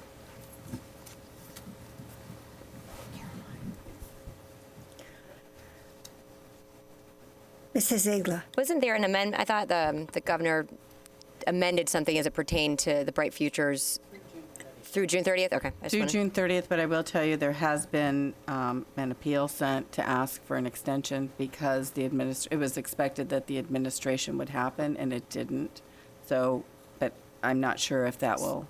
So right now it's expired on June, but there's okay. I think so. that's Stay what it is. tuned. So basically, for the SAT, children who were trying to raise their SAT score to increase their level of the Bright Future Scholarship, they didn't get the opportunity to take the administration in June, and then they'll be starting college in August. So I think that was what the issue was. I was trying to find. I have a bunch of stuff on the ACT on my phone, well, in an email, and it's a date in July because it was 18th.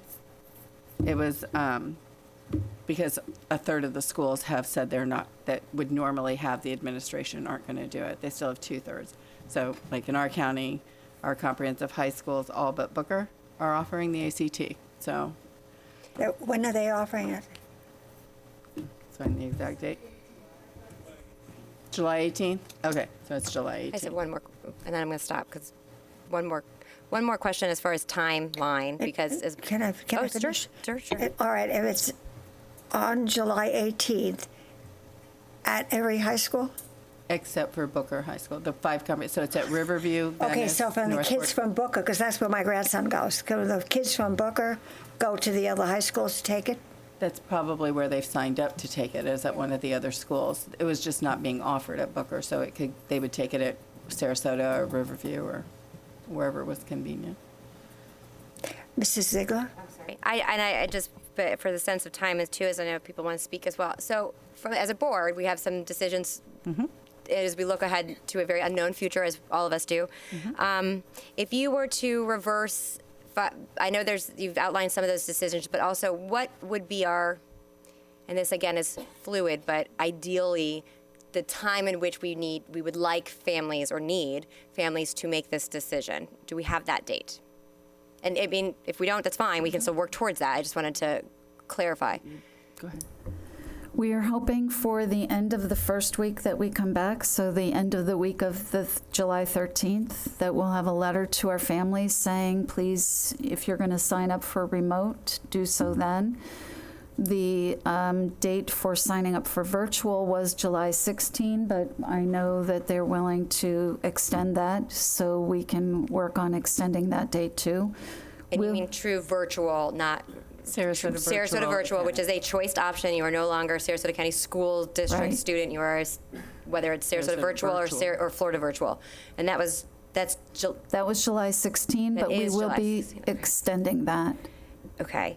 And we are set to vote on some of these elements, more so it's risk mitigation policies for staff and students on the 14th. So then a notification would go out on the 13th, but it would be, and this is not. It's not on the 13th. It would go out after the discussions with the board on the 14th, so the 15th, 16th, 17th. So it could include whatever the final decision is. So that, thank you very much. So that they can make the best informed decision, because we'll have had the policy decisions from the board that then the families will be able to use to make their decisions. I see that the union is on here also, so if they had any comments that they'd like to make, because again, decisions that the board makes at the policy level will then, obviously impact staff. And so there is a concern about if we're saying we're doing so many things, then do we extend the amount of time that staff have been allowed to, because, we have a time certain for personal leave. If you want to take off for the whole next year, you can do that, but, how do we go about doing that, or do we modify some of our policies to allow them to return earlier as we're having more kids come into our schools? I mean, there's lots and lots of decisions to be made. So I didn't know. Yeah. Is that Sid? I can't see who's there. Yeah. Is that Sid? Yeah. Yeah. So I didn't know. Oh, There's Pat. And there's Pat. So I didn't know if any of them wanted to just kind of speak or provide any comments or anything on their concerns or issues. Okay, can you hear me? Yep, we can hear you, Pat. Okay. First I want to thank Jane for saying what she did about the staff, because a lot of email from teachers and staff that are scared. Yeah. Get closer. Okay, Get closer to the mic. Pat, we're having a harder time understanding. Okay, there you go. You hear me? Yeah, great. Okay. I've been getting a lot of email from teachers and staff that are scared to death, and I think you probably have gotten it too. And I'm going to just vent. I wanted to thank Jane for saying that, because I was hoping somebody would say what she said. And I know you all have been put in this predicament. It's just a no-win, everything. And so I'm not talking about you when I'm venting, but I just feel like teachers and staff are being put on the front lines with doctors and nurses and EMT people and some police officers, and they haven't been trained how to work with contagious individuals. And some of them are going to die. And we need to think about staff and what's happening to them. I understand our job has always been to think about students, and we all think that way because that's how we've always thought. But now it means life or death. It means a lung transplant. It means a bad heart for the rest of your life. It means a lot of things. It means even young children I'm seeing more of things happening to. It just worries me to death that something's going to happen to a lot of our staff. On the other side, I was wondering, have we surveyed substitutes to see if they're coming back, because we can't get poll workers because they're older and they don't want to die either. And a lot of, I think our subs are older. So have we seen our subs going to come in? Because if you have some sick teachers and they're not there, what are you not going to, you're going to put 2 classes of 15 together or 2 classes of 18? You can't do that. Now you've got too many kids in the class. It's just, I'm scared to death and I don't know the answer. I'm hoping you'll push it back till after Labor Day, just my thought. I'm hoping we go remote as much as we can for people, and we really take into consideration people who have babies at home and sick mothers at home, and they're not well. I mean, I'm worried about our insurance since we're self-insured and taking a hit too. I'm just worried about all of this. And I know you're thinking about staff too, but please always keep it in mind, because they are scared to death. They really are. I have no answer. Sorry. Thanks, Pat. And so with that, I guess the first policy or decision that we would need from you is, how do we open schools? Are we going to open schools just, under the advice of the governor, we need to get back to brick and mortar, face-to-face instruction, open our schools. So that's kind of option 1. We're just opening our campuses and putting every safety precaution we can in place. Or 2, we open schools, traditional brick and mortar, on August 10th, which is the day we're due to start school, and provide remote learning opportunities for our families who make that choice, which right now I think was 24% of our families. 21% of our families, which may change depending. It's interesting, though, I will tell you, I thought that the results of this survey would be very, very different from what we saw at the end of the school year, at the end of May, because things were quite different. We'd started to kind of ramp down a little bit. It was like the flattening of the curve, or whatever you could say, at that particular point in time. So at that particular point in time, it was parents were like, oh my God, I'm so tired of this remote learning, or I can't plan it. I need my kids to get back in school. So I thought these results, based upon all the spiking, would be quite different, and they're exactly the same, pretty much. So, which is interesting. So again, that's another option. Or we open remotely on August 10th. I don't know that I necessarily want to not open school on the day we're due to open, because it becomes a whole changing of the calendar. It modifies a lot of plans for our parents. For students who wish to actually graduate a semester early and start college early, they won't be able to do that if we push the start date back or later. So we'd open remotely as of August 10th, but return to traditional brick and mortar after Labor Day. Or if the spike is still continuing, then we come back and we discuss it, making it another later date.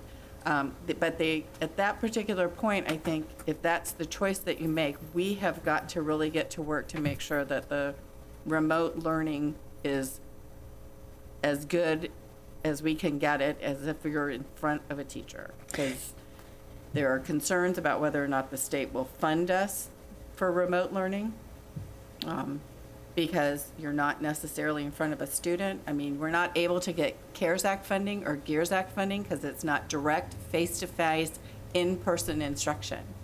So now they've ramped that back because that was 100%, it had to be in person. And we did our entire summer boost program to get to those kids remotely. So now they've changed it to 60%, 75%? 75% face-to-face. But they've extended it till October, so we're hoping that if we do open our doors, we can get these kids and get them face-to-face, and get them some additional supports if needed. So that's kind of the first level, and if you have another choice or option that you want us to weigh through, I guess that we could do that, but... Do you want us to make this decision now? July 14th. Okay, I just want to make sure, because the way you're talking about it sounds like it's now, and I heard July 14th, but then you talk about needing the information, so needing the information, I don't know why we have to wait till July 14th. I'm pretty sure you're waiting for additional information. No, I just wanted to give you an opportunity to kind of contemplate. I've contemplated it. Yeah. I'm fine. I know where I am. So I don't know if the other board members feel the same way, but I didn't want to put anybody on the spot to have to make a decision today as we're talking about it. Oh, and I need it now. I mean, that wasn't fair to any of you. So, but yes, that's the kind of the first one we need to talk about. There's 3 of you on, Shirley, so wait. Do you want me to just go through all of the things that we're hoping to get? I have 3 people who want to speak up here. Oh, okay. Well, Mrs. Goodwin. Well, I want to wait to make a decision because I'm still looking to see how these numbers go up. I keep hoping every day that it's going to be a lot lower, and most days it's not. But that's one of the criteria for me, and I'm not sure how I feel about that. But what about surveying our teachers and staff? Do we do that? After the 14th? I think we need to do that. Yeah. Well, today or tomorrow, or we want to wait and see your decisions. Well, I think we need 14th. to survey our staff and our teachers and see how they feel about this, because it's really important to me as to what they think. And if they don't feel safe and they feel like this is, a matter of, and I feel that way sometimes. I'm going to tell you, I don't even like coming in here. Mm-hmm. But I really think that we need to get some input from them. So I would really like that. See, I agree, because I think it'll be very difficult for us to make a decision without knowing what. Yes. There are teachers, what the response is from the teachers. So I really think we need that feedback first. Can I just clarify one thing? Yeah. So, if you decide we're going back traditional and with an option of remote, we need to make sure we have demand for the remote. So just because a teacher wants to go remote, but if we don't have children whose families want them to go remote, then, we have to use the demand to fill the capacity with the teachers. So what comes first, the chicken or the egg? Yeah. Yeah. That's the situation. Got it. But I think we need to, out of respect, ask them what they're thinking and what they think we should do. Because they all have opinions, because they're telling me about their opinions. I'm getting a number of texts and emails from them saying, hey, please don't have us go back or do something different. And I don't know how I feel about it. I mean, I want to make the right decision. I don't have a child in school. I have a grandchild in school. But I want to make sure that we make the right decision. And if 30% of our teachers say not coming back or get sick, then that's on us, I feel like, if we haven't really included them. So we need to include them. And I know everybody is off the rest of the week. Maybe we can do this when we come back. Well, I mean, we can definitely do it. I think, like Dr. Kingsley was saying, the issue becomes if I have a school where I have, I don't know, 7th grade social studies or something, but I don't have enough 7th graders at that school. I have a teacher who doesn't want to come into work, but I don't have enough to make a class. I'm not going to be able to offer that remotely, unfortunately. I think is at a high school. If I have 2 kids who are taking chemistry, then but I have 2 chemistry teachers who want to work remotely. So it's trying to fill the holes with the teachers that we have. And again, I think the decisions, because Pat's absolutely right, there are many teachers who are fearful, is that once we know what the decisions are, then we can then have our teachers, that's the extension of personal leave, if they choose that they want to do personal leave because they just don't feel comfortable coming into the office. So, or if we're opening remotely, they may want to do the work, but then they may want to not come back if we choose to open. So then we'd have to basically be staffing again. So there's so many questions because, the overwhelming majority of parents, based on this survey or this preference, is they want to be back in brick and mortar. So, Excuse me a minute, Missy. There's number of respondents to 18,000 respondents. We have 43,000 kids. Absolutely. So, where's Denise? She'll say statistically we can extrapolate out that the information is pretty statistically The end score for that is pretty. Yeah, it's pretty. Yeah, Mr. confident. Robinson, you want to speak? Well, yeah, sure, I'll speak. But I was just saying, an 18,000 survey of 43,000 is pretty statistically significant. Oh, I know that, but it's still 43,000. I mean, if you look at the Z-score for an 18,000 survey, even although it wasn't a random survey, I got to think that the confidence level is pretty low, pretty high, and the error rate would be pretty low. Just talking numbers. So can we get to what Pat brought up, Pat's issue? So you talked about some of the things to protect students, and I guess by extension, those mitigating factors help teachers too. But are there any mitigating factors that mitigating tools that we're going to be doing directly related to not just teachers, staff, workers? Because, I mean, take a custodian, for example. Their job is to touch the spots that nobody else wants to touch to clean. So maybe they won't have to. I mean, my question isn't just about custodians. My question is about staff in general, because we need to go into the issue that Mitzi just talked about. There are schools that only have 1 physics teacher. There's a lot of schools that only have 1 physics teacher, and so we can, if we don't make sure that physics teacher feels safe and secure and going back to school, that's going to have a ripple effect, and so. We need to make sure that, but not just the physics teacher, custodian, cafeteria worker.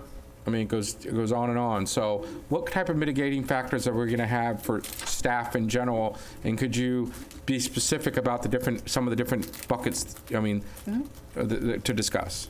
So I'll just talk first. We've received 4 pallets of white cloth face masks. So every employee in the entire school district will receive 5 cloth face masks to wear.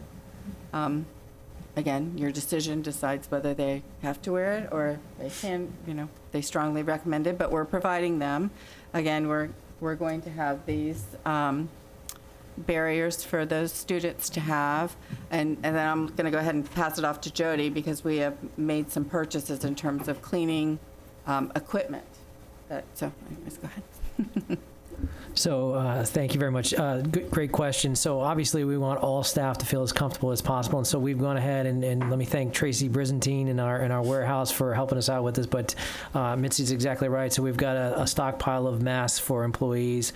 We've got gloves for employees if they request them. We also have a smaller stockpile of face masks should they request them and need them. Shields should they request them and need them. In terms of in the classroom, in your spaces, we've got bottles of our Alpha Cleaner in every space throughout the district. And so we're going to encourage cleaning throughout the day. We've got paper towels in those locations.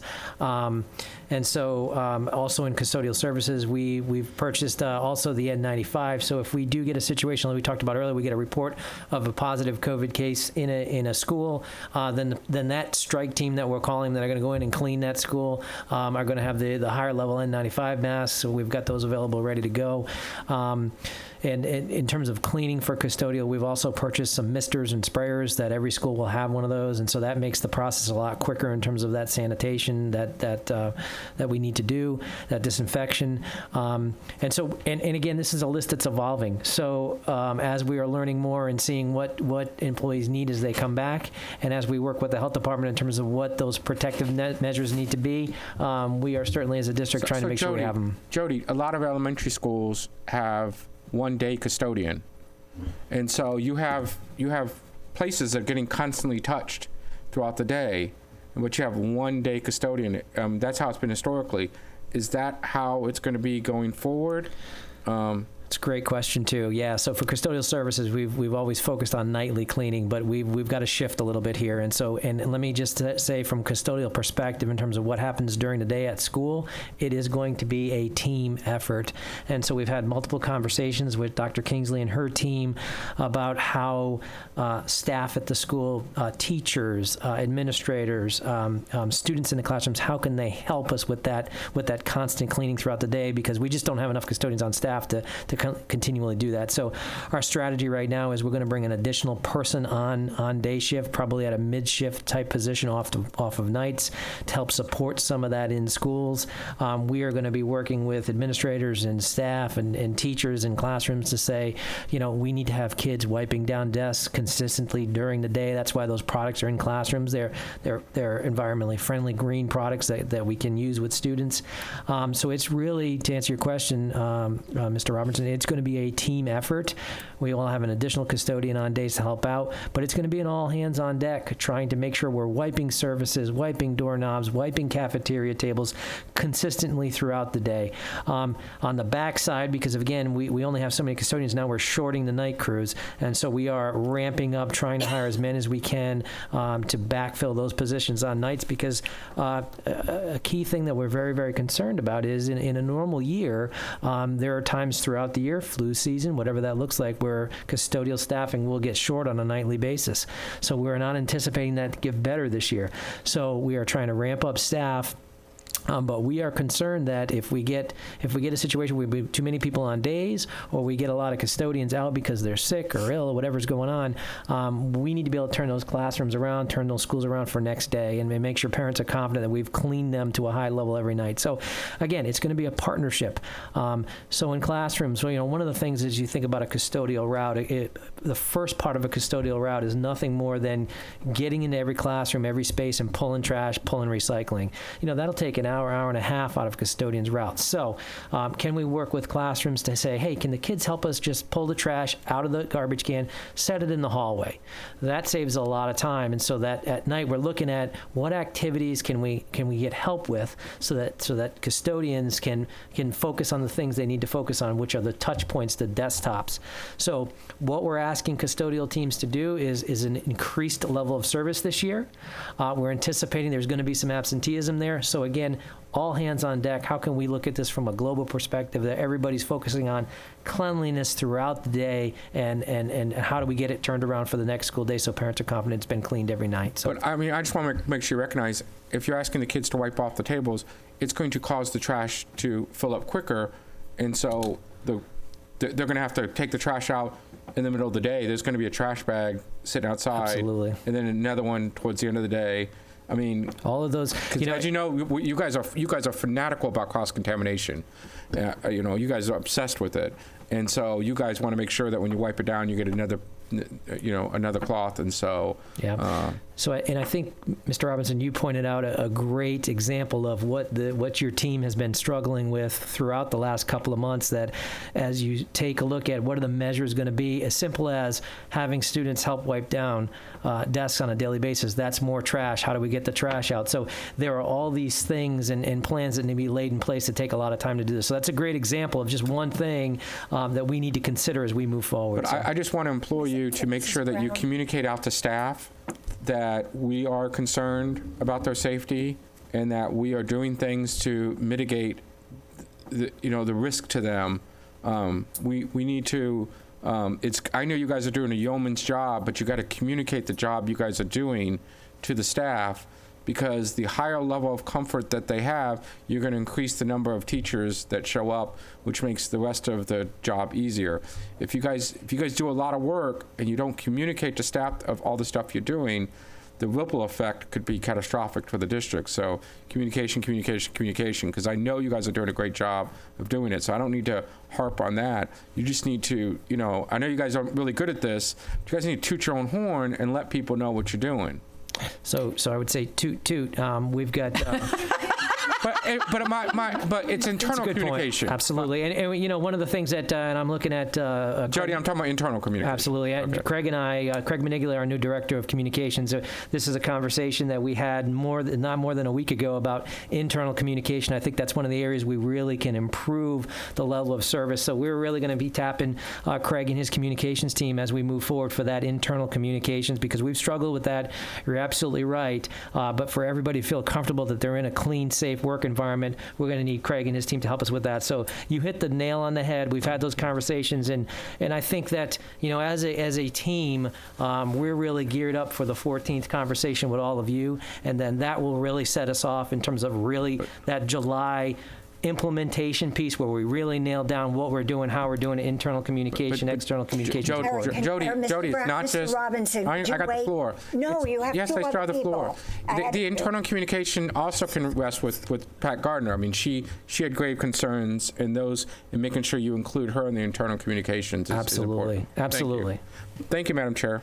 So there's a chat. There are two other people ahead of you, and it's really not fair for you. Yes, you did, but after you did what you wanted to do, you have to respect your peers. I had the floor, Mrs. Brown, you didn't have the floor. Mrs. Yes, Brown. I did. I can't read it from here. I'm just tired of it. Mitzi, I'm Ms. Cochran.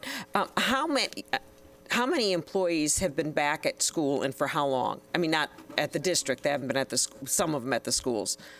Not how many in numbers, but we've had some back at the district for how long?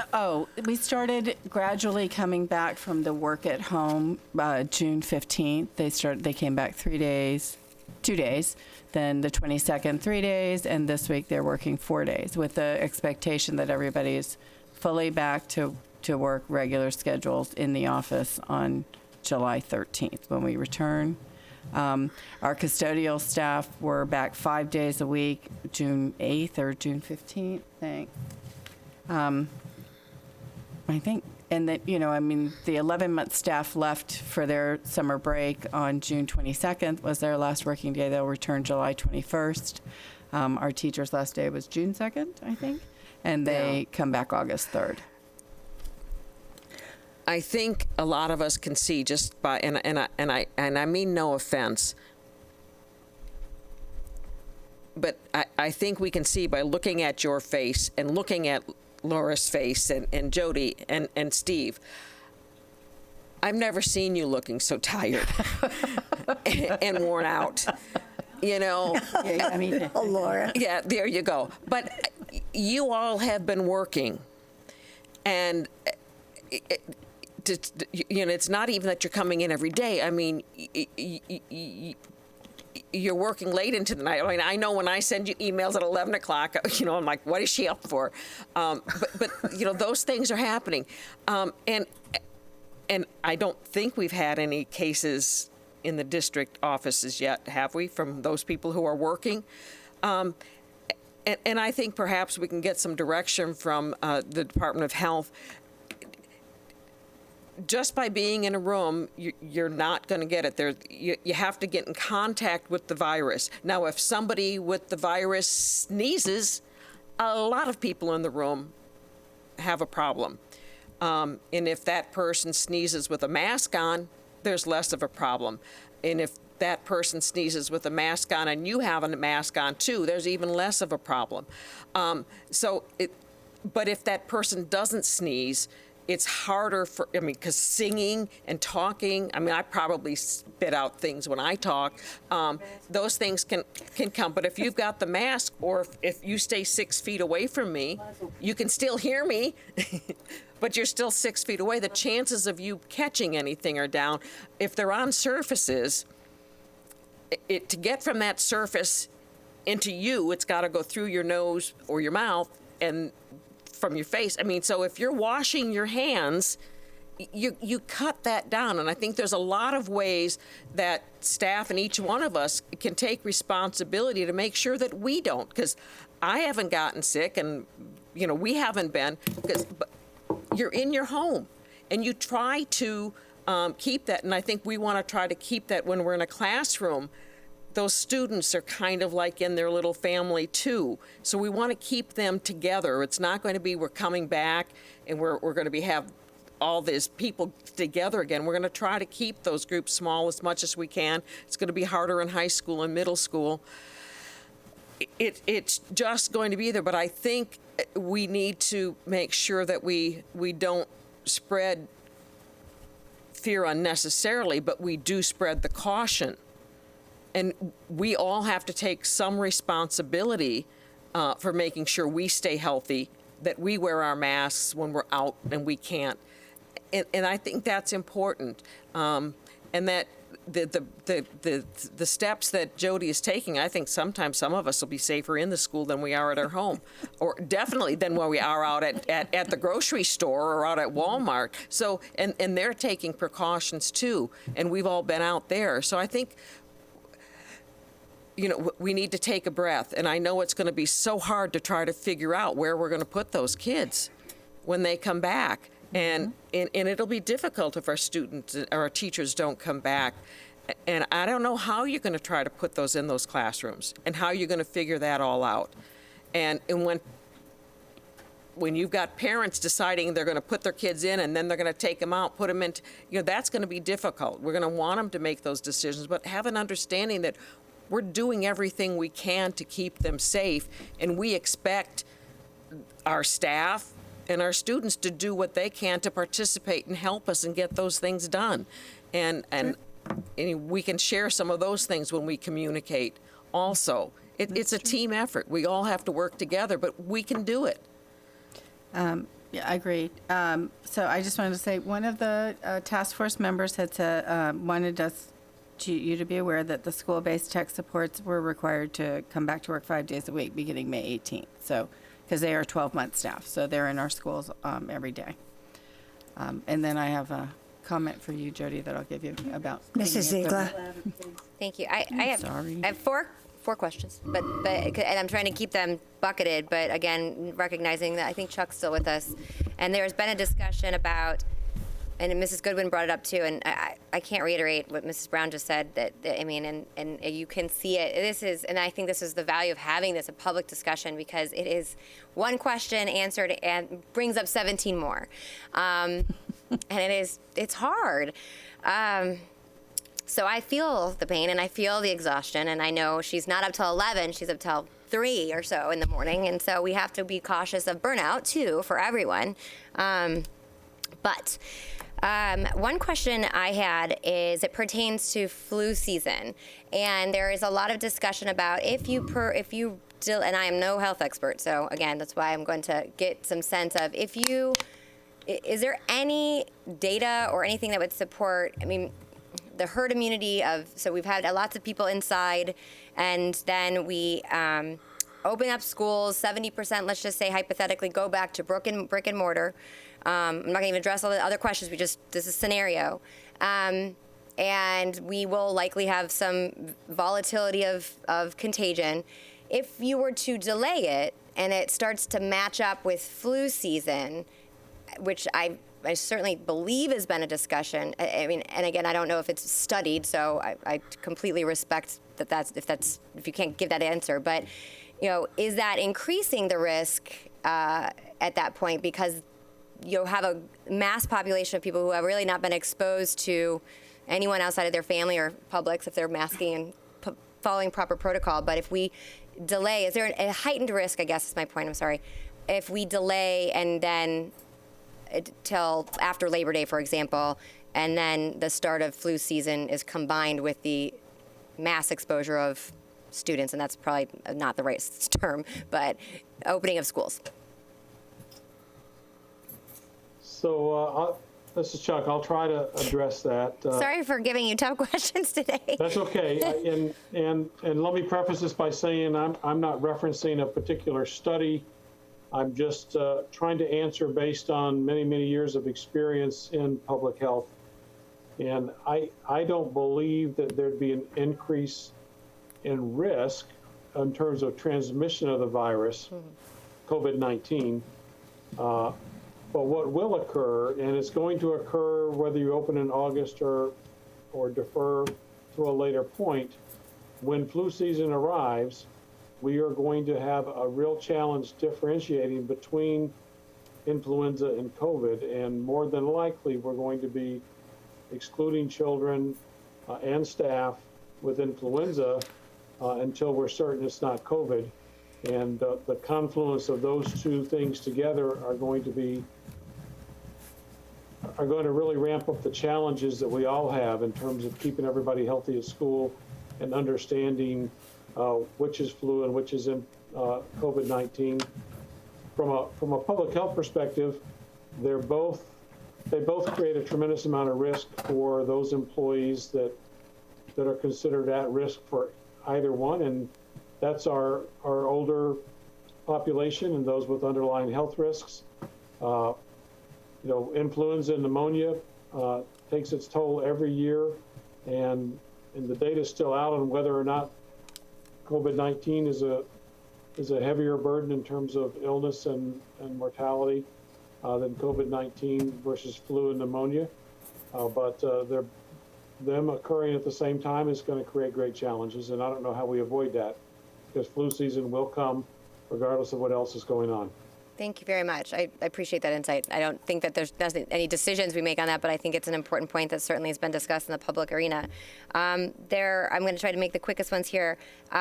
There is a question, and we don't about. I know this was addressed, and I talked to Mr. Hardy about it. Is there a waiver in some of the FAQs or the release plan? So it's not a waiver. It's intended, going back to what Mrs. Brown said, that to include awareness as to how important it is for every family to recognize that in order for this to work for the community, everyone has to take that responsibility.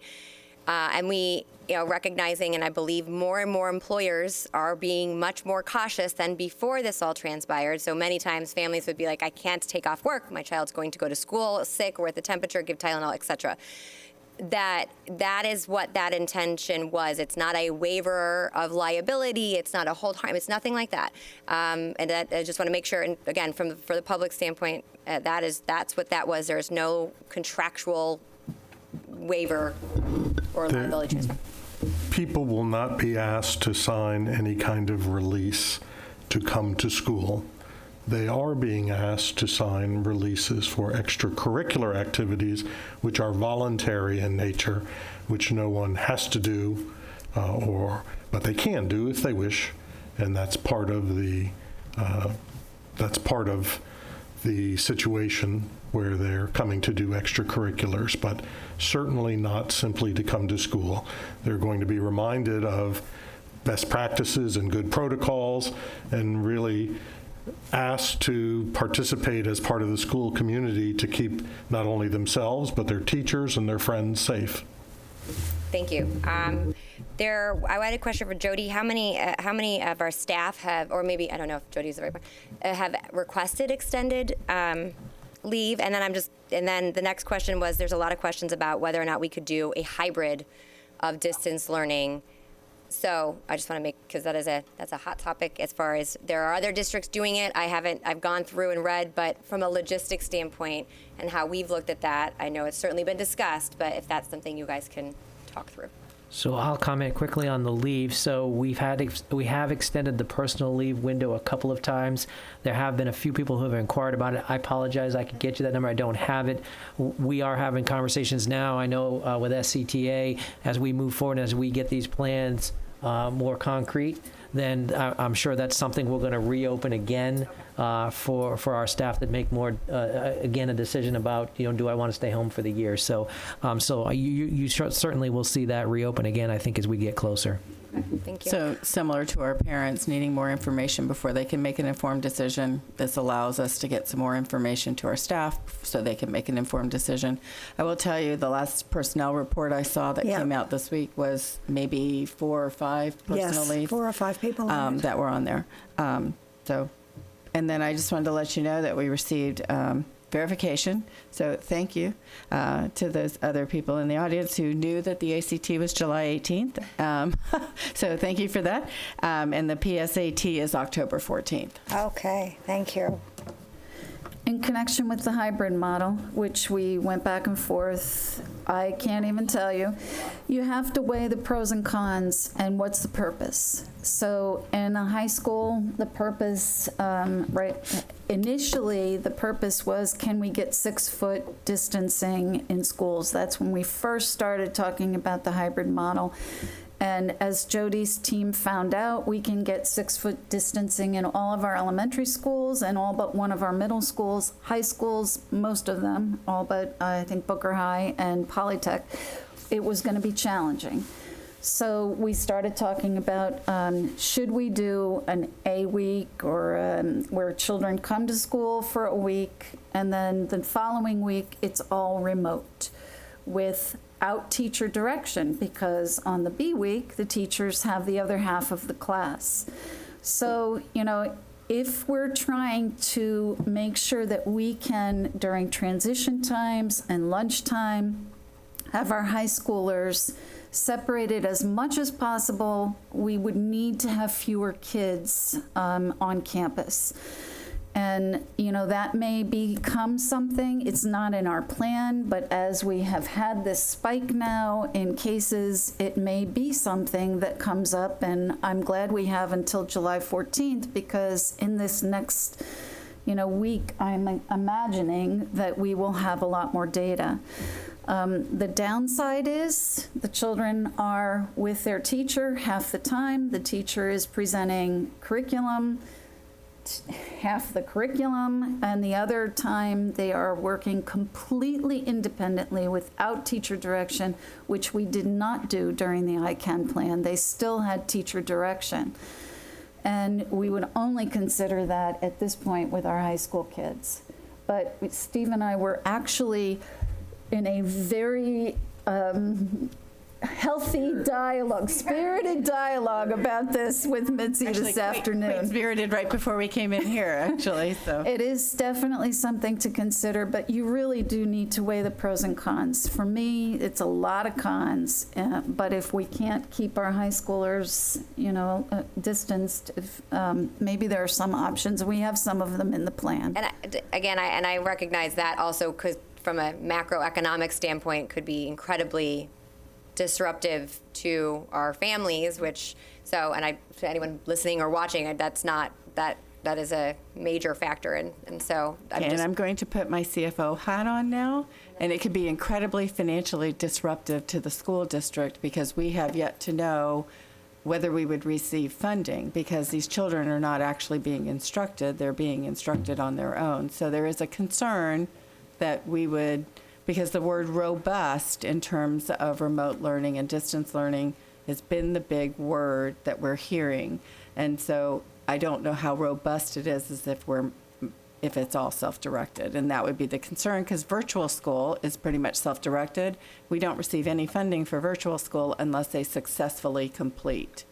So unlike, counting the students in the seats, and that's how we earn our funding, I would worry if they were only in school half the time, if we would end up only getting half the funding of a student. So again, it's a waiver. I will tell you, I sit on a statewide finance council. We have sent a request to the Commissioner of Education on specific waivers. That is one big one. It was I think the first one, particularly if we have to shut down a school or a class and they have to move to remote learning. If it's their teacher who actually is ill, then we have to have somebody else teaching them. Again, so many questions, but that is one other concern. Okay, now I'm back to Superintendent.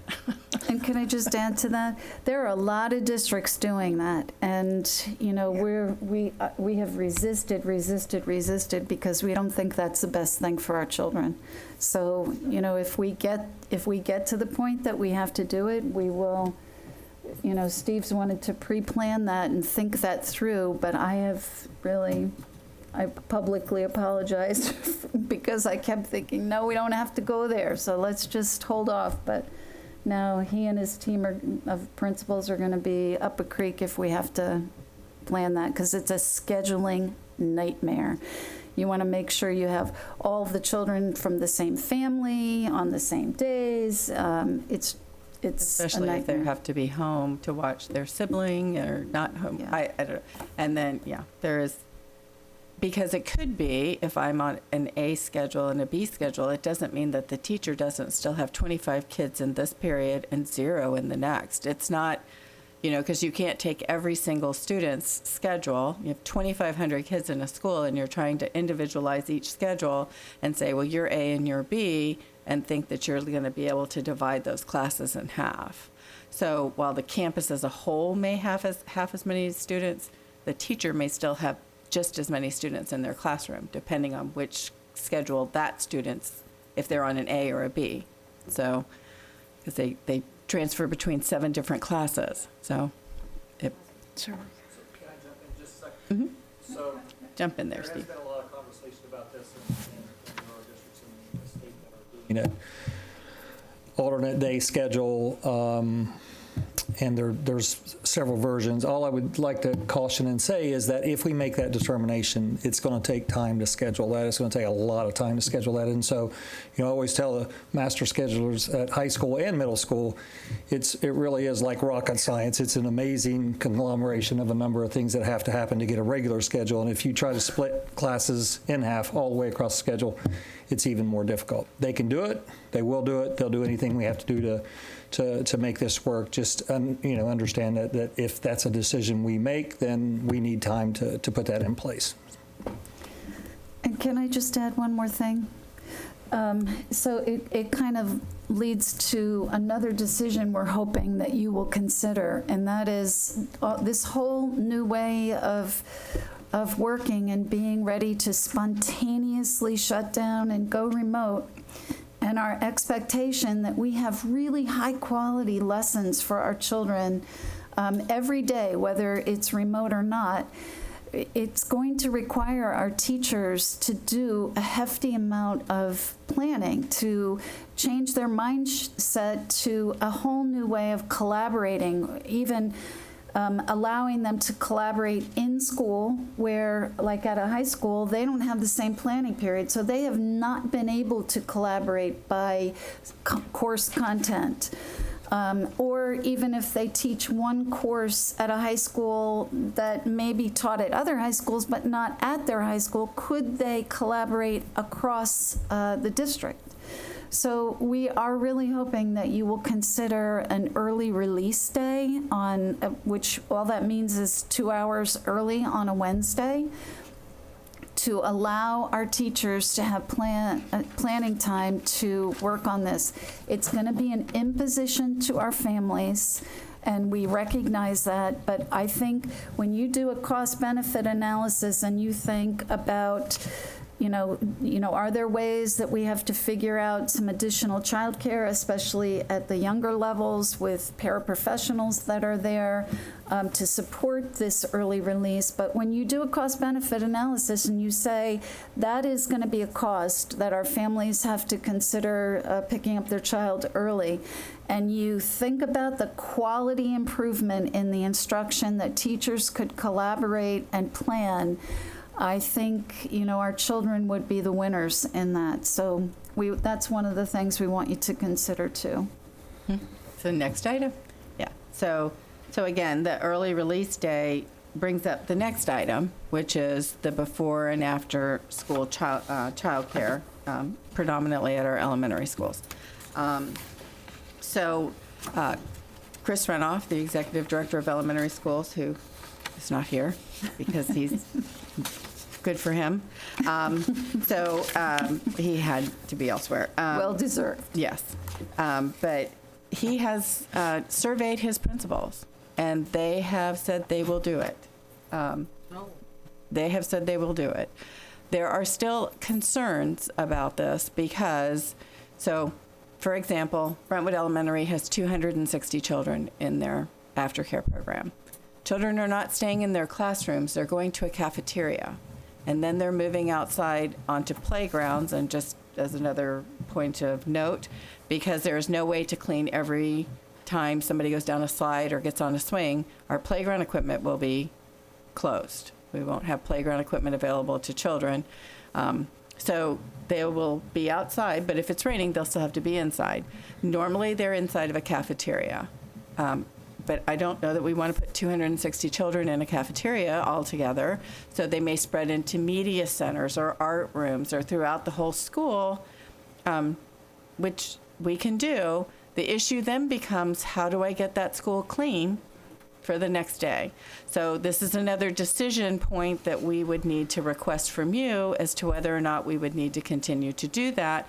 If we continue to do that, would we also expand that on our early release days so that parents would then be paying for childcare on that day, because our hope is to have our paraprofessional staff in with our teachers during this planning period, because that's when it's the most collaborative and they can get the most accomplished. So that's the next decision point that we would like to get from you on July 14th is, do we open our own provided childcare programs? 3 of our schools are operated by a third party.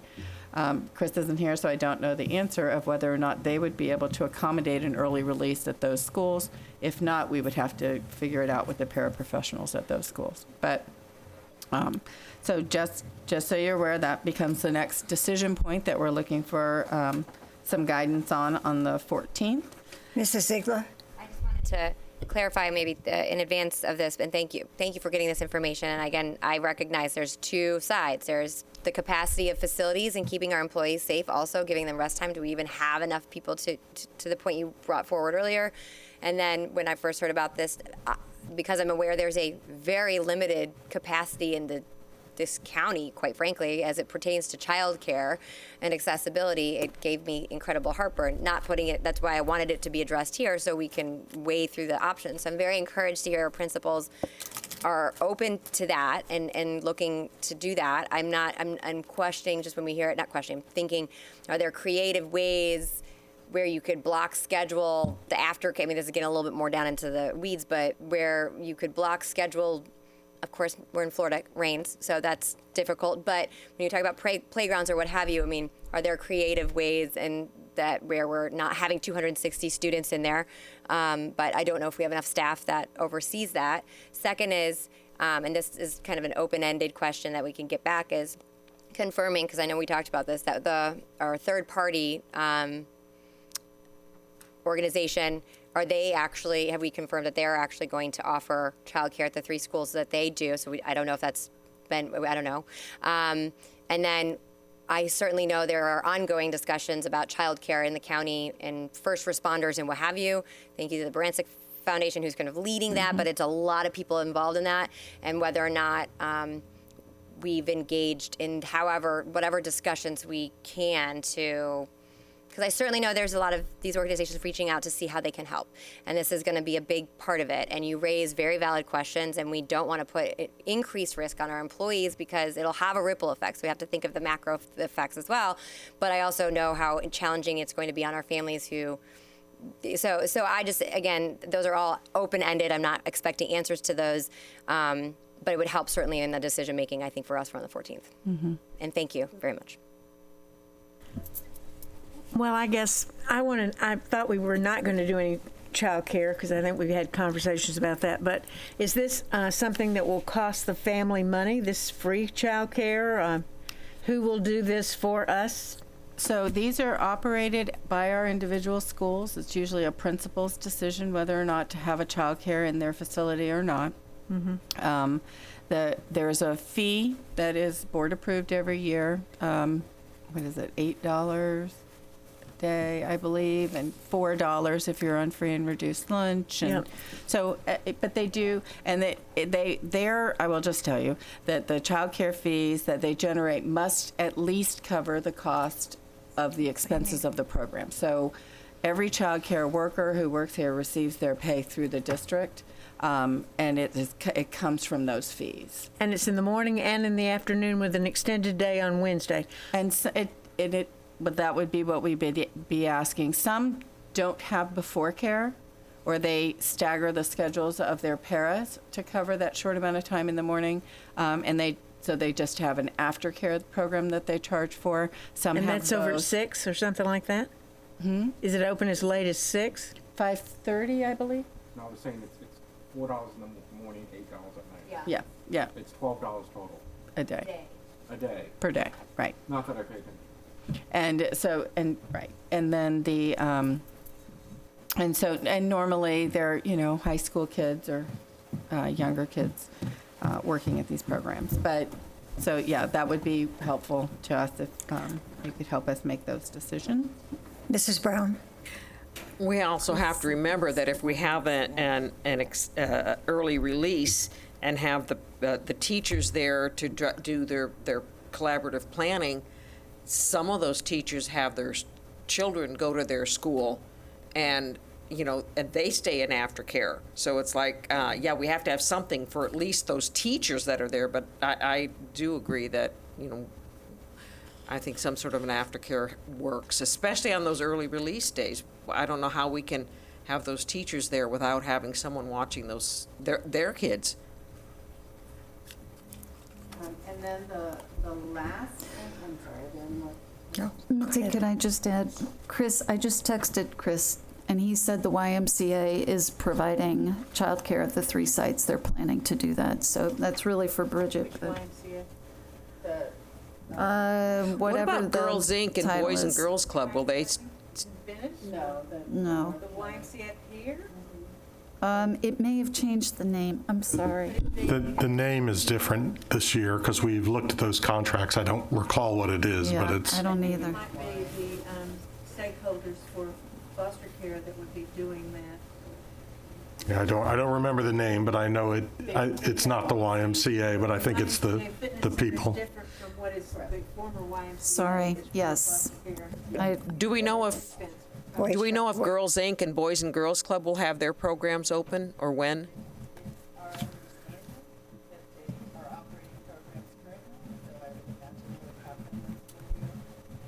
Can't hear you. I don't know why it's so hard to hear you.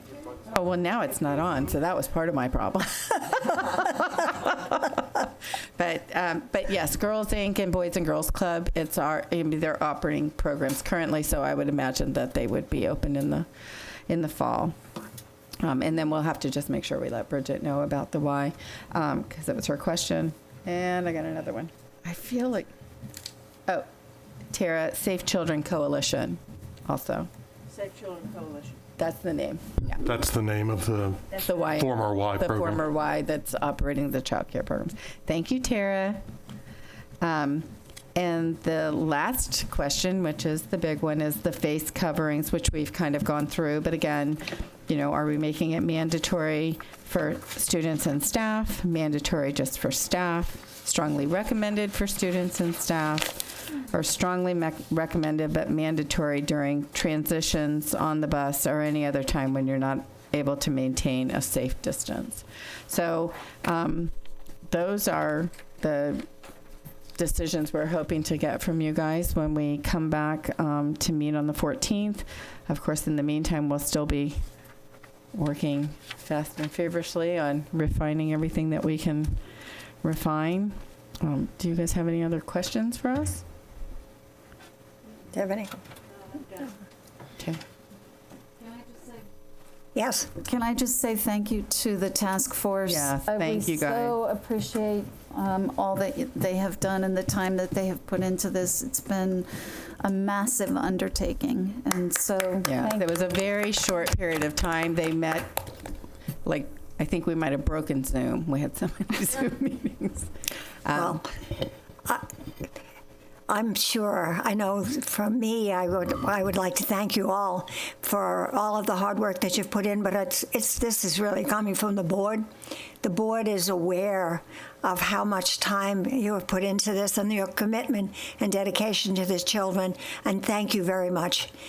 This is a tough decision that we will have to be making, but we know that whatever your recommendation is, you have thoroughly vetted it, and you're coming to us with the best decisions that you think we should do. So I appreciate that. I really do. I think we all appreciate that. Thank you. And Mrs. Ziegler, you had stepped away. We just wanted to let you know that it's not the Y anymore, it's the Safe Children Coalition, but they've all confirmed the 3 sites will be open. Thank you so much. Sorry, too much coffee.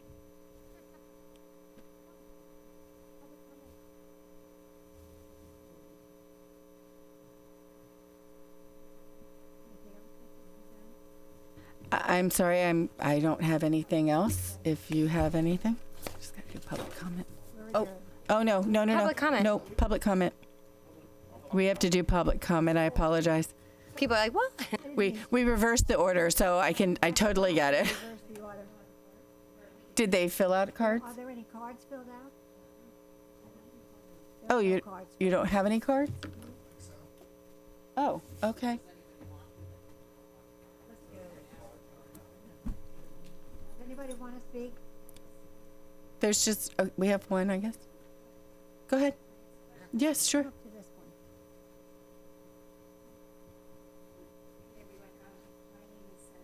And I have, okay, is that good? Yep, she's good. Okay, my name is Cindy Tan. I have kids at Ashton Elementary, and I'm sorry, I've seen you guys here. It's a little nerve-wracking, but okay. Oh, please don't be nervous. We don't bite. With, the COVID cases on the rise, including some cases even with the Sarasota County school employees that I've heard about, would you seriously consider reopening like both the remote learning and in-person learning after Labor Day? I mean, to give you guys more time to, reevaluate the situation, or I just want to hear your thoughts on that. Is that something that you're seriously looking into, though? Yes, it is. Okay. And I'll just see if I can get a few more things out. My kids are in elementary school, and I'm just a little bit concerned about the masks because they're not at much risk of contracting the disease. And if they do, their symptoms are, of course, mild or non-existent lots of times. And there's just so many classroom management issues involved with the mask, too. I guess what I'm asking is, how mandatory will these masks be? Do we know? We don't know the answers to that yet. Hopefully July 14th. July 14th, okay. And I do definitely think that the staff needs to be protected. They need to wear masks. But as far as the children go, what about kids that come to school with no mask, or they have dirty masks, or, is the school going to provide a mask for them? That's another question. So I guess we'll find all that out. Yeah, we will have disposable masks available at every school. Okay, great. As my physician told me, it's great that you wear a mask because you're protecting everyone else. But if they don't wear a mask, you are not protected. Right. That really floored me because I didn't see it that way. So if you choose not to wear a mask and you have it, and I have a mask on, I will catch it. So that's why we really need to be very sure of what we do, because if a student has it and is around someone with a mask, that person could catch it. Okay. I think when you see it that way, think about it that way, like I'm protecting you, but you need to protect me too. Mm-hmm. Yeah, I see. And I guess I just know that children aren't at as much risk as far as contracting the disease. But they're carriers. They could carry it. That's why I think I want to stress that it's good for of course, the teachers and the staff to definitely have a mask. I was happy to hear that you're providing masks for them if they need them. Yeah. So, Mrs. Brown, do you want to reply? Well, again, if they're carrying it or they don't get as sick, they can cough, sneeze, or yell and pass it on to somebody else in the classroom. So, but, and if we wait until Labor Day, we are required to have 180 days of instruction. So it would go on into June. I know. I know the hard thing is also teachers wouldn't be getting paid, or you'd have to readjust that schedule, right? That's correct.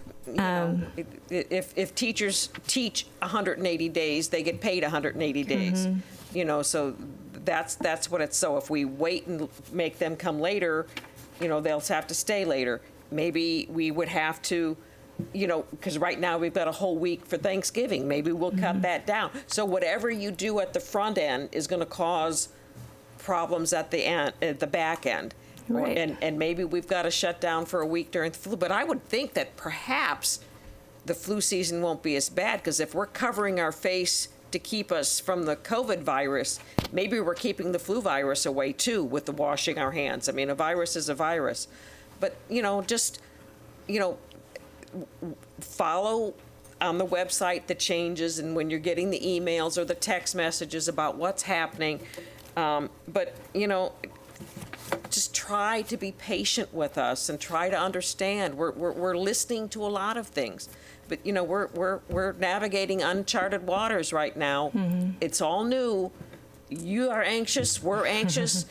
They're anxious. I mean, they're anxious for all of us. You heard Ms. Corcoran earlier. I mean, this is an emotional thing for all of us. I mean, you're carrying this, your kids on your shoulders. She's got a lot of kids hanging on hers. Right, exactly. And to some extent, we do too. So just try to be patient and try to work with us when we come up with the plan. Try, and weigh the options. Weigh the options of what's the best thing for your student, but also for the other students in the classroom. Yes, and just to confirm, the petitions have been purchased. Is that what I heard? Yes. Okay. They're on order. They're on order. Okay. Thank you. They'll be here for the start of school. I think that's all from me. Thank you. Thank you. Thank you for coming.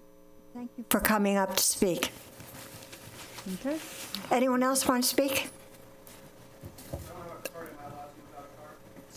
Sure. Yeah. I can't hear you. Yes. First, I just want to thank all of you for your hard work serving, working late hours. I'm with Child Evangelism Fellowship. If there's anything we can do behind the scenes or anything, reach out to other community organizations. I love to hit the phones. Any way we can serve, just let us know. We're available wherever it takes. The only question I had is specifically with, as you guys are planning on, I'm sure it's been brought up, but we just did a training in the summer where we had virtual and in-person distance. And one thing we did was we did a hardwired webcam to be able to control the signal to where the students weren't seen, but we had virtual students being able to be participating in the instruction without compromising anything as far as the students, and the teacher was visible and being able to engage. Because we had the chat room aspect of it with the virtual students, we had someone in the room that was able during question and answer to be able to treat the virtual students like they were in the room, but also be able to sort of balance the in-person and virtual. I wasn't sure if that'd be something that the district would consider. Thank you. So just to answer that question, we have contemplated that. Yes.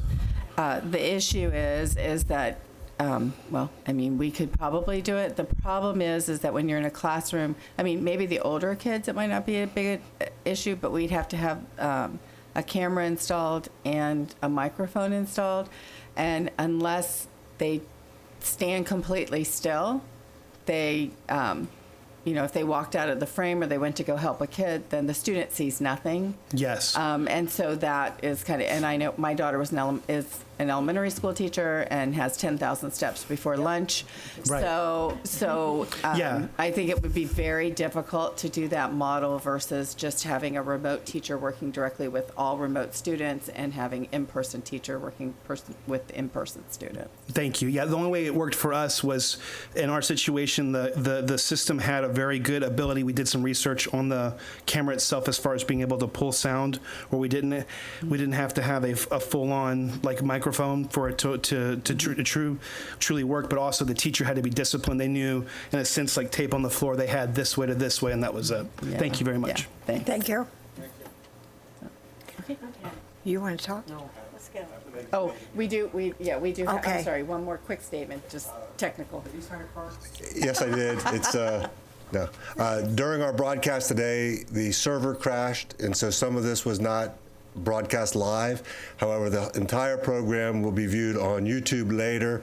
We did lose some time, but we have it all captured. So after tonight, it'll be uploaded, and the entire broadcast can be seen live. So anybody that saw it went down, you can go zoom, fast forward to that area, and you can watch that area that you might have missed. It was only down, I'd say, for a minute or two, but it might have happened 2 or 3 times as it tried to reboot. In full transparency, I want to make sure everybody knows that they can go back and watch the full broadcast at any moment to figure that out. Also, I'd like to say that this is the highest watched school board meeting that we've ever had. We have the Big numbers. surprise. So, thank you. Thank you. Okay? Thank you. All right, so we're adjourned. Thank you, Chuck, and all the task force for joining. Thank you, guys. Thank you. Yeah, we're adjourned for a second time. Thanks, Arthur. Have a good weekend. Thank you.